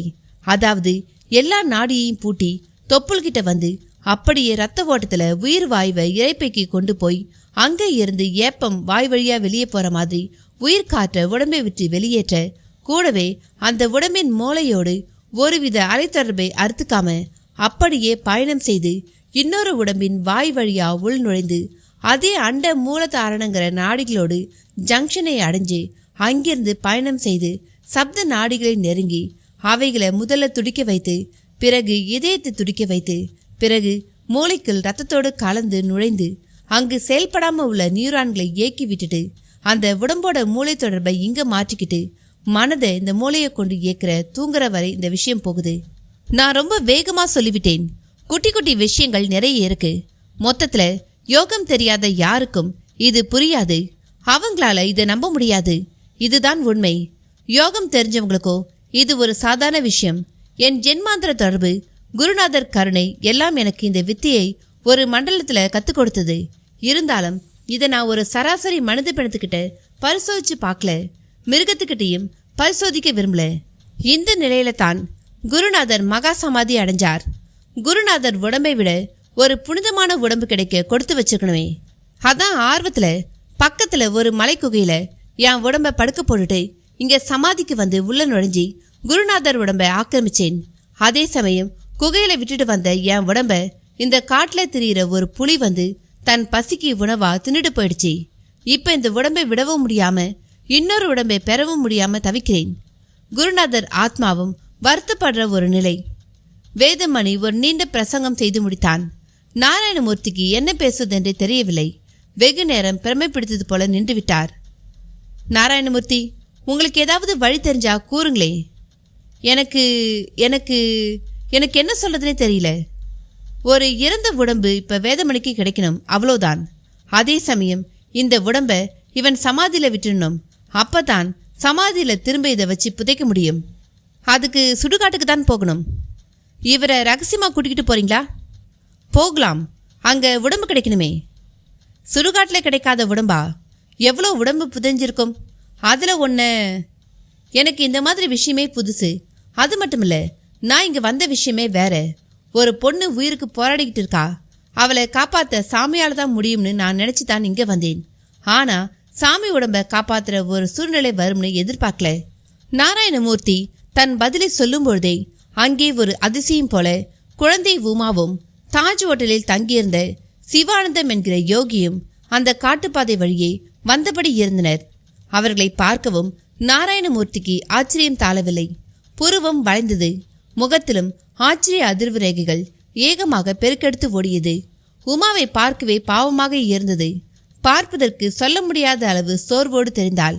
நாராயணமூர்த்தி அவளை நோக்கித்தான் ஓடினார். அம்மாடி, குழந்தை, நீ எப்படி இங்க வந்த? நான் தான் கூட்டிக்கிட்டு வந்தேன். யோகி பதில் தந்தார். இவளை எப்படி உங்களுக்கு தெரியும்? நீங்க யாருன்னு சொல்லலையே. நான் சம்பங்கிநாதரோட சிஷ்யன். அவரோட கட்டளைப்படி இந்த குழந்தைய இப்ப மீனாட்சி அம்மன் கோவிலிருந்து இங்க கூட்டிக்கிட்டு வந்திருக்கேன். மீனாட்சி அம்மன் கோவிலா? ஆமாம், இவளும் இவ அப்பாவும் கோவிலுக்கு வந்திருக்காங்க. சாமி தான் மீனாட்சி அம்மா உருவத்துல கனவுல போய் கோவிலுக்கு வர வச்சுது. என் கனவுலையும் வந்து கோவிலுக்கு உமா அவங்க அப்பா அம்மாவோடு வருவா, அவளை எப்படியாவது பிரிச்சு அங்கே இருந்து கூட்டிக்கிட்டு வந்துடுன்னு சொன்னாங்க. போனேன், பார்த்தேன், கூட்டிக்கிட்டு வந்துட்டேன். எல்லாம் எனக்கு ஒரே நம்ப முடியாத விஷயமாகவே இருக்கு. இங்க என்னடானா சாமி உடம்புக்குள்ள ஒருத்தர், இங்க நீங்க. பேச நேரம்ல. சாமி கனவுல வந்து சொன்னதை இப்ப சொல்லிடுறேன். எனக்கு இங்க சாமியோட திருமணிக்குள்ள இருக்கிறது யாருன்னு தெரியும். வேதமணிங்கிற அவர் சிஷ்யன் தான் இப்ப சாமியோட உடம்புக்குள்ள இருக்கிறது. அவர் இப்ப சாமி உடம்பை விட்டுட்டு இந்த உமாவோட உடம்புல நுழையணும். அதன் பிறகு சாமி சொல்ற இடத்துக்கு போய் சிரஞ்சீவி மூலிகையை சாப்பிடணும். அப்படி சாப்பிட்டுட்டா இந்த உடம்புல ஜீவசக்தியை அழிச்சிட்டு இருக்க புத்துநோய்க்கு ஒரு விமோசனம் பிறக்கும். அதன் பிறகு அப்படியே என்னோட அஷ்டமாசத்துல ஒன்னான லஹிமா மூலம் நான் உங்களை ஒரு சில நொடியில மதுரையில பரபரப்பான ஒரு சுடுகாட்டுக்கு கூட்டிக்கிட்டு போவேன். அங்க ஒரு உடம்பை தேர்ந்தெடுத்து இந்த வேதமணி நுழைஞ்சிடணும். உமாவை விட்டுடணும். அந்த உடம்பு யார் உடம்புனே தெரியாத அளவு இருக்கிறது ரொம்ப நல்லது. அப்பதான் வேதமணி சுதந்திரமா சமுதாயத்துல நடமாட முடியும். அந்த உடம்புல ஏதாவது ஊனங்கள் இருந்தாலும் மூலிகைகளால அதை சரி செய்துக்க முடியும். இதுதான் திட்டம். தயாரா? யோகி சிவானந்தர் ஒரு கர்ம வீரரை போல பயங்கர செயல்வேகம் காட்ட, வேதமணியும் இப்ப நான் உயிரோடு இருக்கிற இந்த பெண் உடம்புல எப்படி நுழையிறது என்று கேட்டான். வழிகாற்றேன். நேரா சாமி சமாதிக்கு போவோம் என்றபடியே யோகி நடக்க தொடங்கினார். அவர்கள் வேறு வழி இல்லாதவர்களைப் போல அதே சமயம் ஒருவித ஆர்வ தொற்றுதலுடன் பின்தொடர்ந்தனர். சமாதி கோவிலையும் அடைந்தனர். யோகி சிவானந்தம் வேதமணியை உற்று பார்த்தவராக, சுவாமி, நீங்க திரும்ப இப்ப சமாதிக்குள்ள போய் உட்கார்ந்து பிராணனை வாய்க்கு கொண்டு வந்து தயாராயிருங்க. இந்த உமாவுக்கு நான் இப்போ ஒரு பாஷானம் தரப்போறேன். அது இவளோட சர்வ நாடிகளை அடக்கி உயிர் பிராணையும் அடக்கி கண்ட மூலாதாரனில் இருந்து விடுபட்டு வெளியே செல்லும் பொழுது ஒரு நொடிக்கால அவகாச குறைவும் இல்லாம நீங்க இவ உடம்பை ஆக்கிரமிச்சிருங்க. அப்படி செய்துட்டா உமா உயிரும் உடம்பை விட்டு பிரியாது. நீங்களும் இவ உடம்பை ஆக்கிரமிக்க முடியும் என்றார். வேதமணி உற்சாகமாக தலையாட்டிவிட்டு சமாதிக்குள் இறங்க தயாரானான். எல்லோரும் அவனது குருநாதர் திருவுடலை ஒருமுறை காலை தொட்டு வணங்கி கண்ணில் ஒற்றி கொண்டனர். அதன் பின் சமாதியின் மேல்தளத்து கடப்பக்கல்லை நம்பியப்பன் விலக்கி பிடிக்க மெல்ல உள்ளிறங்க தொடங்கினான். பிறகு உள்ளிறங்கிய நிலையில் அப்படியே பத்மாசனமிட்டு யோகி சம்பங்கிநாதர் தான் முன்பு சமாதி நிலையாகும் பொழுது எப்படி அமர்ந்தாரோ அப்படி அமர்ந்தான். கைகளால் ருத்ராட்ச மாலையையும் உருட்ட ஆரம்பித்தான். நாராயணமூர்த்தி வியப்பான வியப்போடு பார்த்து கொண்டிருந்தார். ராமசாமி அருகில் இல்லையே, இதையெல்லாம் பார்க்க என்று கூட ஒரு வருத்தம் உள்ளுடையபடி இருந்தது. யோகி சிவானந்தரோ உமாவை அருகில் அழைத்து, பயப்படாதே, தைரியமாயிரு. நீ பூர்ண குணமாகி உன் அப்பா அம்மாவோடு பல காலம் வாழத்தான் இந்த ஏற்பாடு என்று சொல்லிக்கொண்டே விபூதி போல ஒரு பொடியை அவள் வாயை திறக்க சொல்லி கொட்டினார். அவள் முகமும் கசந்து வழிந்தபடி அது விழுங்கியது. சில நொடிகளிலேயே அவள் சுருண்டு விழத் தொடங்கிவிட்டாள். வாயிலும் நுரை புக்க ஆரம்பித்தது. நாராயணமூர்த்திக்கு பதைத்தது. அவள் கால்களோ வெட்டி வெட்டி இழுக்க ஆரம்பித்தன. அப்படியே மெல்ல அது அடங்கவும் ஆரம்பித்தது. அதே சமயம் சமாதிக்குள் ருத்ராட்ச மாலையை கண்ணி கண்ணியாக எண்ணிக்கொண்டிருந்த யோகியின் கைவிரல்கள் அப்படியே நிற்க அவர் உடலில் இருந்த வேதமணியின் உயிர் பிரிந்து வெளியில் வந்து நொடி தாமதமும் இன்றி குழந்தை உமாவின் உடம்பில் புகுந்தது. ஒரு நிமிட நேரம்தான். உமா ஏதோ தூங்கி எழுந்த மாதிரி எழுந்தாள். யோகி தாமதிக்காமல் ஒரு மரக்குப்பிச்சாறு ஒன்றை வாயில் விட்டார். இது பாஷான முறி மருந்து. அதுக்கு இன்னும் வீரியம் இருக்கு. பலமான வேதமணியோட பிராணன் ஆக்கிரமிச்சதுல அந்த வீரியம் கொஞ்சம் கட்டுப்பட்டிருக்கு. இப்ப இந்த முறி மருந்து பாஷான வீரியத்தை முழுவதுமா அழிச்சிடும் என்று விளக்கம் தர குழந்தை உமா வேதமணியின் ஆண்குரலில், நன்றி யோகிஜி என்றாள். நன்றியெல்லாம் பிறகு, வா என் கூட, என் கையை பிடிச்சுக்க. இப்ப நாம 18 சித்தர்கள் வசிக்கிற தார்வாவன காட்டுக்கு பகுதிக்கு போய் அங்கே இருக்கிற சிரஞ்சீவி மூலிகையை பறிச்சு சாப்பிட்டுட்டு வரணும் என்றபடியே உமாவை தூக்கி கொண்டார். சாமி, நானும் வரேனே. நாராயணமூர்த்தியும் தொற்றிக்கொள்ள முயன்றார். இல்ல, அந்த வனத்துக்கு எல்லோரும் போக முடியாது, அனுமதி கிடையாது என்றபடியே உமாவோடு நடந்தவரை அடுத்த சில நொடிகளிலேயே பார்க்க முடியவில்லை. புகையானது காற்றில் கரைந்தது போல இருந்தது அவரது மறைவு. நாராயணமூர்த்தி நிறைய சினிமாக்களில் இது மாதிரி தந்திர காட்சிகளை பார்த்திருக்கிறார். இப்பொழுதோ நேரில். வியப்பான வியப்பு. அதே சமயம் யோகி சம்மங்கிநாதரின் கருணையை எண்ணி நெகிழ்வும் கூட. வாங்க, இப்படி வந்து உட்காருங்க, அவங்க வர 1 மணி நேரம் ஆகலாம் என்றார் நம்பியப்பன். சாமி கிட்ட இந்த பொண்ணுக்காகத்தான் வந்தேன். ஆனா நான் வர்றதுக்கு முந்தையே என் எண்ணம் சாமிக்கு தெரிஞ்சு போச்சு. அவருக்கு தான் என்ன ஒரு கருணை. ஆனா இவளோட அப்பனுக்கு கொஞ்சம் கூட நம்பிக்கை இல்லையே. நாராயணமூர்த்தியிடம் ஆதங்கம் சேர்ந்து கொண்டது. நாராயணமூர்த்தி, இப்ப பேச்சு வேண்டாம், தியானம் பண்ணுங்க. இதுவரை நடந்தது எதுவும் பெருசில்லை, இனி நடக்க வேண்டியதுதான் பெருசு என்ற நம்பியப்பன் சமாதி மேல் ஒரு விளக்கை ஏற்றி வைத்துவிட்டு வந்து எதிரில் அமர்ந்து தியானிக்க தொடங்கினார். நாராயணமூர்த்தியும் தன் பங்குக்கு தியானிக்க ஆரம்பித்தார். நேரமும் முருளத் தொடங்கியது. அத்தியாயம் 7. கூடுவிட்டு கூடு பாயும் ஆற்றல் உடம்பின் ரகசியம் சார்ந்ததாக, யோகம் சார்ந்ததாக இருப்பினும் இவர் வரையில் அது எவருடைய தெய்வமின்றி அடையும் ஒரு விஷயமாகவும் இருந்திருக்கிறது. ஒரு சிலர் உறக்கத்தில் தங்களையும் அறியாமல் சப்த நாடிகளை பூட்டிக்கொண்டு உயிர்காற்றை விடுவித்துக் கொண்டு வெளியேறிவிட்டு திரும்ப உள்நுழைய முடியாமல் தவித்துள்ளனர். ஒரு சடலமானது எரியூட்டப்படும் பொழுது அந்த உடலுக்குரிய பிராண காற்று திரும்ப அதன் உடம்புக்குள் புகுந்து சிதைவடையை விட்டு ஆக்ரோஷத்துடன் எழுந்தும் நடந்திருக்கிறது. இவை கூடுவிட்டு சென்ற பிராண உயிர்காற்றால் நிகழ்ந்த சம்பவங்களே. ஆனால் இதை உலகம் வேறு விதமாகவே பார்க்கிறது. இது ஒரு வகையில் மிக ஆபத்தான பயிற்சி. ஒரு உடலில் சப்த நாடிகளில் மேலும் உள்ள 17 சூட்சும தேகங்களில் எந்த நாடி வழியாக வெளியேறி சூட்சும தேகத்தோடு பிரிதொரு உடம்பின் அதே நாடியை கைப்பற்றி நுழைந்து முதலில் அதை துடிக்க செய்து பிறகு மற்ற நாடிகளை இயக்கி மாற்று உடம்பை வசப்படுத்துவது என்பது சாதாரணமானதல்ல. தொடக்கத்தில் கூடுவிட்டு கூடு பாய்வது என்பது எல்லோர் உடம்பிலும் சாத்தியமில்லை என்றே கருதப்பட்டது. ஆகையால் கூடுவிட்டு கூடு பாய தெரிந்த இருவர் தங்களுக்குள் முயன்று பார்த்து கொண்டனர். அதற்கேற்ப நாடிகளை பூட்டி திறக்க பழகினர். அதன் பிறகு எல்லா இறந்த உடம்புகளும் புகுந்து வெளியேறும் அளவுக்கு அது மாறியது. சமீப காலங்களில் விலங்குகளின் உடம்பிலும் புகுந்து செயல்படுவது என்கிற எல்லைக்கு அது சென்றது. இந்த வித்தை அறிந்தவர்கள் யமனுக்கே சவால் விடும் ஆற்றல் கொண்டவர்களாக இருந்தனர். எனவே இயற்கையும் இவர்களை வேறு விதமாக பழித்தீர்த்து கொண்டது. ஒரு சில முறைகளுக்கு மேல் இதில் ஈடுபட்டவர்கள் பைத்தியங்களாகி போனார்கள். புத்தி சுவாதனம் மட்டும் இல்லாத பட்சத்தில் எது இருந்தும் பயனில்லை. உலகின் ஆன்ம ரகசியங்களை அறிய புத்தி சூரியனைப் போல் இருத்தல் அவசியம். இந்த புத்தியில் ஒரு தட்டு தட்டினாலே எல்லாமே முடிந்தது.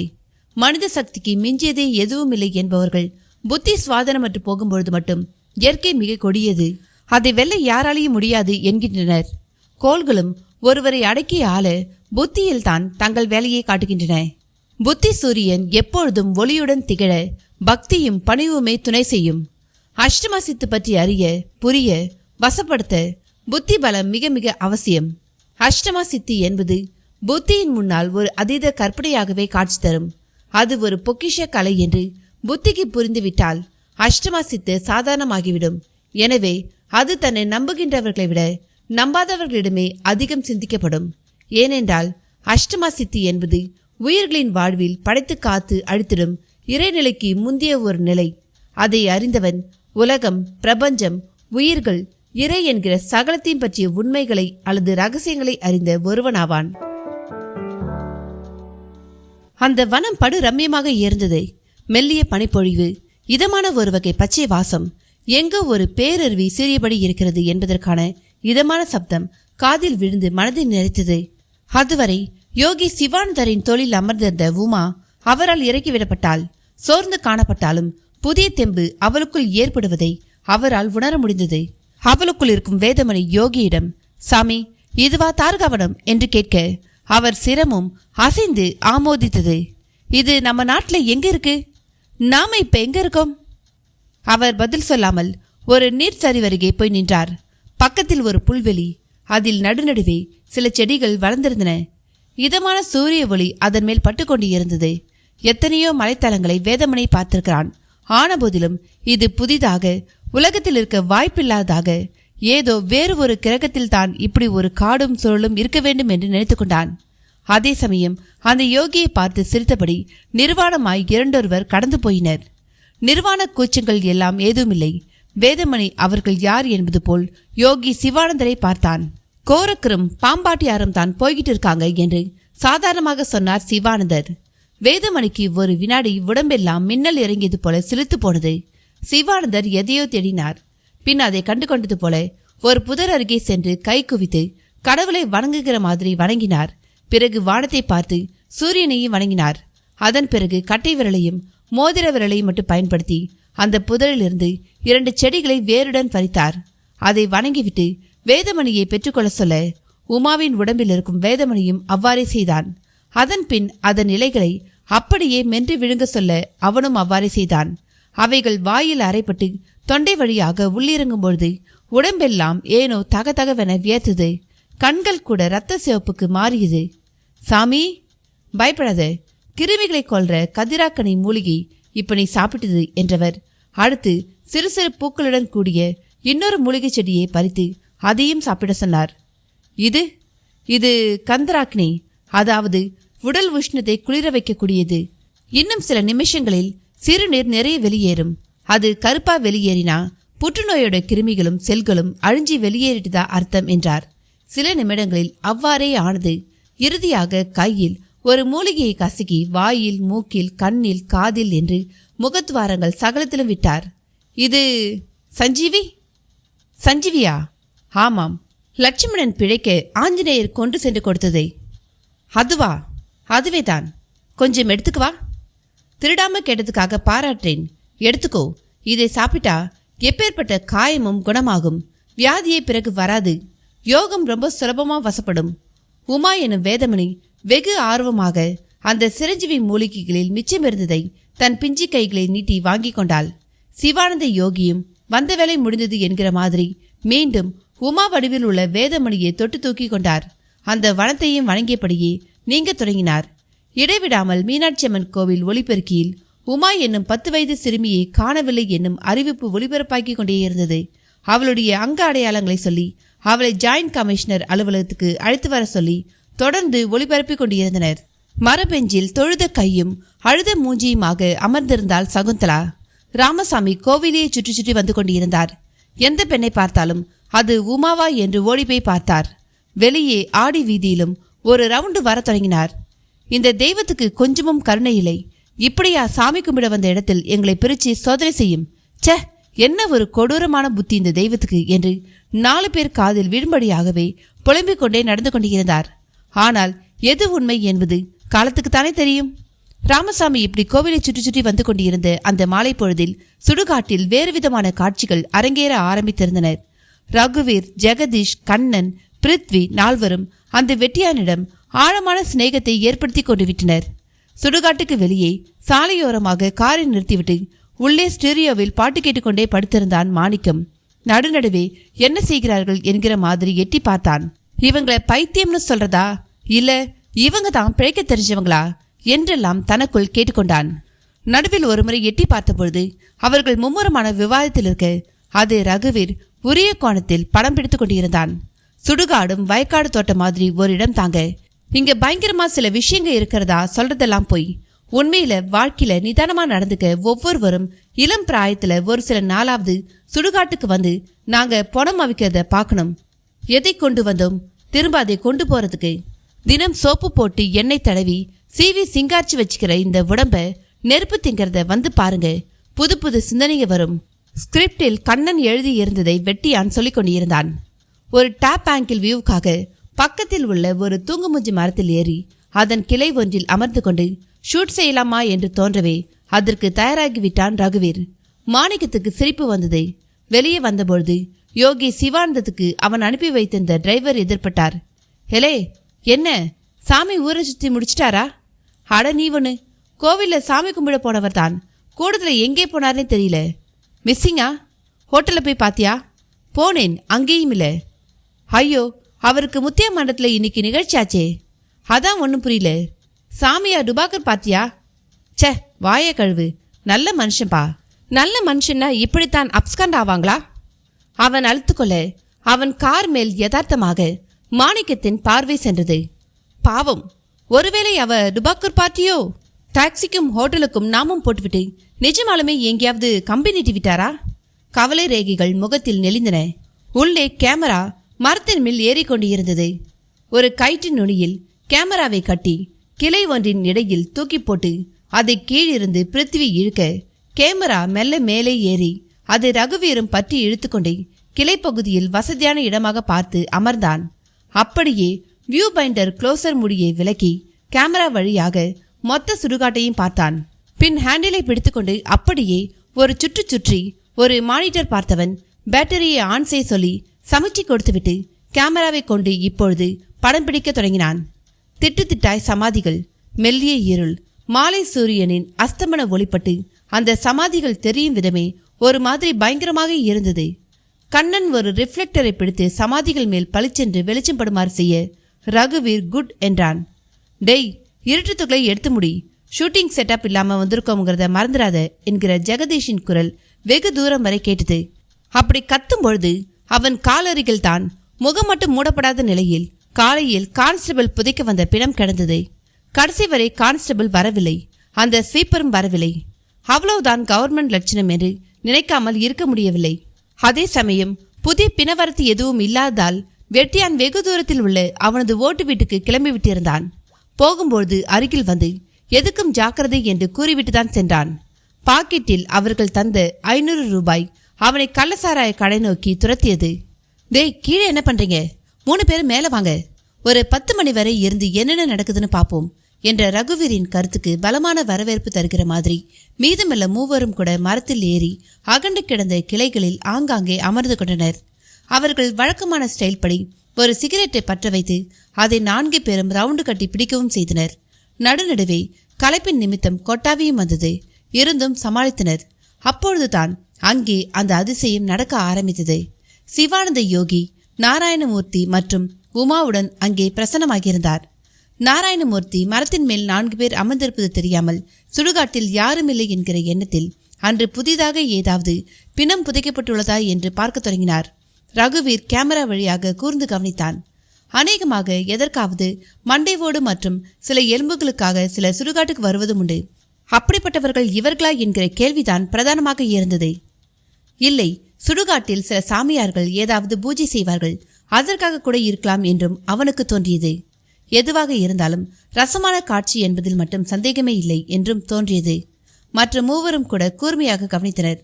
கீழே நாராயணமூர்த்தி சரியாக மூடப்படாத ரயில்வே கிராதி பிணத்தை பார்த்துவிட்டு முகத்தை சுரித்தபடி சிவானந்தரிடம் வந்தார். சாமி, அங்க ஒரு பிணம் வெளியிலேயே இருக்கு, ஆனா நாத்தம் சகிக்கல. எங்க? வேதமணி ஓடிச் சென்று உற்று பார்த்தான். முதலில் முகத்தை சுளித்தாலும் சட்டென்று பொறித்தடித்து போல, இதுதான் எனக்கு ஏற்ற உடம்பு என்றான். நல்லா யோசிச்சுக்கோ என்றார் சிவானந்தர். நல்லா யோசிச்சுதான் சாமி சொல்றேன். என் முகம் புதுசா இருக்கணும், எவ்வளவு ரணத்தையும் தான் சிரஞ்சீவி சரி பண்ணிடுமே. ஓ, நீ அப்படி வரியா? ஆமாம். அப்ப வேகமா காரியம் நடக்கட்டும், யாராவது வந்துட்டு போறாங்க. நாராயணமூர்த்தி துரிதப்படுத்த உமாவாக்கிய வேதமணி ஒரு மரத்தடியில் போய் படுத்தான். மரத்தின் மேலுள்ள 4 ஒன்றுமே புரியவில்லை. நாராயணமூர்த்தியும் சிவானந்தரும் ஒன்று சேர்ந்து ஒதுங்கிக் கொண்ட நிலையில் உமா உடம்பிலிருந்து நாடி பூட்டுகளை திறந்து கொண்டு வேதமணியின் உயிர் காற்று பற்றென்று வெளியேறியது. அதன் அறிகுறியாக அந்த உடலின் தலைப்பாகம் அப்படியே வேறு பக்கம் அசைந்து சரிந்தது. ரகுவீரின் கேமரா நடப்பதை படம் பிடிக்க ஆரம்பித்தது. வெளிச்சம் சதி செய்தாலும் விழுமளவு வெள்ளட்டும் என்கிற வெறிதான் பிடித்து ஆட்டியது. கண்ணனும் ஜெகதீசும் பிரதாப்பும் வாயை பிளந்து கொண்டு பார்க்க அந்த ரயில் விபத்துக்குள்ளான பிணம் இரத்த சகதிக்கும் வெட்டுக்காயத்துக்கும் நடுவில் வெடுக்கென்று கண்களை திறந்து கொண்டது. அடுத்த சில நொடிகளில் அந்த சமாதியை நடுங்க அந்த உருவம் புழுதி பறக்க எழுந்து நின்றது. ஐயோ, எப்படி இது சாத்தியம் என்கிற பயம் கலந்த கேள்வி 4 ஓட தவறவில்லை. உமாவும் தூங்கி எழுந்திருப்பது போல எழுந்திருந்து சிவானந்தரை நெருங்கினால் சிரித்தாள். உமா, இப்ப எப்படி இருக்கு உடம்பு? நல்லா இருக்கு. ஆமா, நான் எப்ப எங்க அம்மா அப்பாவை பார்ப்பேன்? இதோ இப்பவே கிளம்பிடலாம். சிவானந்தர் குரூரமாக நிற்கும் வேதமணியை பார்த்தார். சாமி, ஒரு வழியாக ஒரு உடம்புக்குள் புகுந்துட்டேன். தப்போ சரியோ, அழகோ குரூரமோ, இதுதான் இனி என் உடம்பு என்றான் அவனும். சஞ்சீவி மூலிகையை சாப்பிட்டு குணமடைஞ்சிடு. இனி இந்த கூடு விட்டு கூடு பாயிற வித்திய வாழ்க்கையில எப்பவும் யார்கிட்டையும் காட்ட மாட்டேன்னு சத்தியம் செய். காரியார் மலைக்காட்டு பக்கமும் வந்துடக்கூடாது. சிவானந்தர் காரம் அவன் முன் நீண்டது. அரை மனதாக வேதமணி உருவில் உள்ள அந்த குரூர மனிதனும் சத்தியம் செய்து தந்தான். சரி, புறப்படு. இனி இங்க இருக்க வேண்டாம். நானும் உமாவை அவங்க பெற்றோர்கிட்ட ஒப்படைக்கணும். உமா, நீ எதையும் யார்கிட்டையும் சொல்லக்கூடாது. சரி சாமி, நீ குணமாயிட்ட. இனிமே 100 வருஷத்துக்கு மேலேயே வாழ்வ. உன்னை எந்த புற்றுநோயும் எதுவும் பண்ணாது என்ன? சரி சாமி. மொத்தமாக அவர்கள் புறப்பட கால் எடுத்த பொழுது ஆர்வம் தாழாமல் ரகுவீர் கத்திவிட்டான். நில்லுங்க. சாமி மற்றும் மூவரும் தேங்கி நின்று திரும்பி பார்க்க அந்த 4வரும் திருடர்கள் போல மரங்களிலிருந்து அவர்கள் நடுவில் குதித்தனர். நாராயணமூர்த்தி யாரோ திருடர்கள் என்று பதைத்து போய் பார்க்க, நீங்கெல்லாம் யார்? இங்க இப்ப நடந்தது என்ன? நான் அதை படம் எடுத்திருக்கேன்.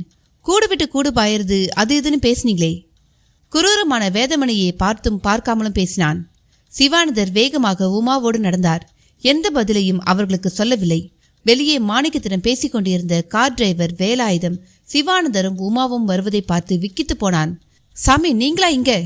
ஆமாம், வா கிளம்புவோம். ஆமா, இங்க எப்படி? நீ கிளம்பு. இந்த பொண்ணு வீட்டுக்கு போகணும். இவளை இவ அம்மா அப்பா கிட்ட ஒப்படைச்சிட்டு அப்புறம் லாட்ஜுக்கு போகணும். பதிலோடு பின்னால் ஏறி அமர்ந்தார். நாராயணமூர்த்தியும் தொற்றிக்கொள்ள கார் புறப்பட்டது. நேராக மீனாட்சி அம்மன் கோவிலுக்கு சென்றது. ஆடி வீதியில் பித்து பிடித்தவன் போல மீனாட்சி அம்மனை வசைப்படி கொண்டு அலைந்து கொண்டிருந்த ராமசாமியை நாராயணமூர்த்தி பார்த்த வேகத்தில் பரவசமடைந்தான். காரும் சடன் பிரேக் போட்டுவிட்டிருந்தது. இறங்கி ஓடிய நாராயணமூர்த்தி அப்படியே ராமசாமியை கட்டி தழுவிக்கொண்டான். காரிலிருந்து உமாவும் கூடவே சாந்த சொருபியான அந்த யோகி சிவானந்தரும் இறங்கி வருவதைக் கண்டு ராமசாமி பார்த்து அதிசயித்தார். இதுவரை பித்து பிடித்த மாதிரி இருந்த மனது சட்டென்று அடங்கி போனது. ஓடிப்போய் உமாவை கையில் தூக்கி கொண்டு உச்சி முகர்ந்தார். யோகி சிவானந்தர் நாராயணமூர்த்தியை பார்த்தார். அப்ப நான் கிளம்புறேன், கூட்டத்துக்கு நேரமாச்சு என்றார். என்ன சாமி, இவ்வளவு பெரிய அதிசயம் செய்திருக்கீங்க, அதை இவர்கிட்ட சொல்ல வேண்டாமா? அப்படியே காரியார் மலைக்காடு சம்பங்கிநாதருடைய மகிமையை இவருக்கு எடுத்து சொல்லி புரிய வைக்க வேண்டாமா? புரிய வைக்க வேண்டியது என் வேலையில, அதை இனி உமா பார்த்து கொள்வாள் இல்லையாமா என்றார். அதற்கு உமாவும் உற்சாகமாக தலையாட்டினாள். ராமசாமி, எல்லா உயிர்களின் உயிரும் இன்று போகும் நாளை போகும் என்று கெடி விதிக்க மருத்துவர்களால் முடியாது என்பதை உன் மகள் உமாவின் மூலம் தெரிந்து கொள்வாய். அவள் பூர்ண குணமடைந்திருக்கிறாள். நான் வந்த வேலை முடிந்துவிட்டது. என் குரு சம்மங்கிநாதரின் கட்டளையை நிறைவேற்றிய திருப்தியில் நான் இருக்கிறேன் என்றவாறு காரில் ஏறி கூட்டத்திற்கு புறப்பட்டார். ராமசாமியும் நாராயணமூர்த்தியும் கமிஷனர் அலுவலகத்தில் இருக்கும் உமாவின் அம்மா சகுந்தலாவை பார்க்க புறப்பட்டனர். நாராயணமூர்த்தி தனக்கு ஏற்பட்ட அனுபவங்கள் எல்லாவற்றையும் எப்படி ராமசாமிக்கு புரிய வைக்கப் போகிறேன் என்று எண்ணியபடியே பின்னால் ஓடினான். மாணிக்கம் உள்ளே என்னதான் நடக்கிறது என்று பார்ப்பதற்காக கொஞ்சம் பயத்துடனே எட்டி பார்த்தான். குரூரமான வேதமணி அவர்களிடம் பேசிக் கொண்டிருந்தான். என் பேர் வேதமணி. ஒரு விபத்தில் அடிபட்டு 3 நாளா மயக்கமாயிருந்த நான் இப்பதான் தெளிஞ்சு எழுந்திருக்கேன். என்னை விடுங்க என்று அவர்களை ஒதுக்கி கொண்டு நடந்தான். இல்ல, நீங்க பொய் சொல்றீங்க. எதுவாய் இருந்தாலும் தயவு செய்து கேமரா முன்னால் நின்று பதில் சொல்லுங்க ப்ளீஸ். கெஞ்சலோடு துரத்தினான் ரகுவீர். அவனோ நிற்கக்கூட பிரியப்படவில்லை. சாரி, எனக்கு வேற வேலை இருக்கு. அவர்களை பிடித்து குழியில் தள்ளாத குறையாக தள்ளிவிட்டு அங்கிருந்து ஓடவே செய்தான். அவர்கள் 4 பேரும் ஒரு புது முடிவுக்கு வந்திருந்தனர். கண்ணா, ஜெகதீஷ், பிரதிவி, நமக்கு இனி இங்க வேலை இல்லை. அந்த சாமியார் பேசும்பொழுது சொன்ன காரையார் மலைதான் அடுத்து நாம போக போகிற இடம். எதுக்கு? சம்திங் அங்க ஏதோ இருக்கு. இப்ப இங்க நாம பார்த்தது கூடு விட்டு கூடு பாயிற ஒரு வித்தையோட ஒரு துண்டு பகுதி தான். இதை நான் கற்பனைன்னு நினைச்சிட்டு இருந்தேன். ஆனா இது எவ்வளவு பெரிய நிஜம். அவசரப்படாத, இது ஏதாவது சித்து வேலையா கூட இருக்கலாம். எது உண்மையோ அது தெரிஞ்சுக்கிட்டாகணும். கண்ணன் அதீதமாக உணர்ச்சி வசப்பட்டான். அப்படியே கேமராவையும் தூக்கி தோளில் வைத்துக்கொண்டு திரும்பி திரும்பி பார்த்தபடியே நடந்தான். மூவரும் எதுவும் பேசவில்லை. ஆனால் சுடுகாட்டை இப்பொழுது பார்க்க அவர்களுக்கு பயமாக இருந்தது. என்ன நண்பர்களே, கதையை கேட்டீங்களா? இந்த கதையோட தொடர்ச்சி உங்களுக்கு அடுத்த பாகமாக வரும். அதுவரை இந்த கதையை கேட்டுட்டு உங்களோட கருத்துக்களை பதிவிடுங்க, லைக் பண்ணுங்க, உங்க நண்பர்களுக்கும் ஷேர் பண்ணுங்க. இன்னைக்கு ஷாப்பிங் கார்ட் பகுதியில் நாம் சம்மர் ஸ்பெஷலான அம்ப்ரெல்லா மற்றும் நர்சிங் கார்டனுக்கு தேவையான டென்ட் எல்லாமே நான் டேக் பண்ணுறேன். உங்களுக்கு விருப்பம் இருந்தால் நீங்கள் அந்த பகுதியை பார்த்து உங்களுக்கு வேணுன்ற பொருளை நீங்கள் ஆர்டர் பிளேஸ் பண்ணிக்கலாம். நன்றி, வணக்கம்.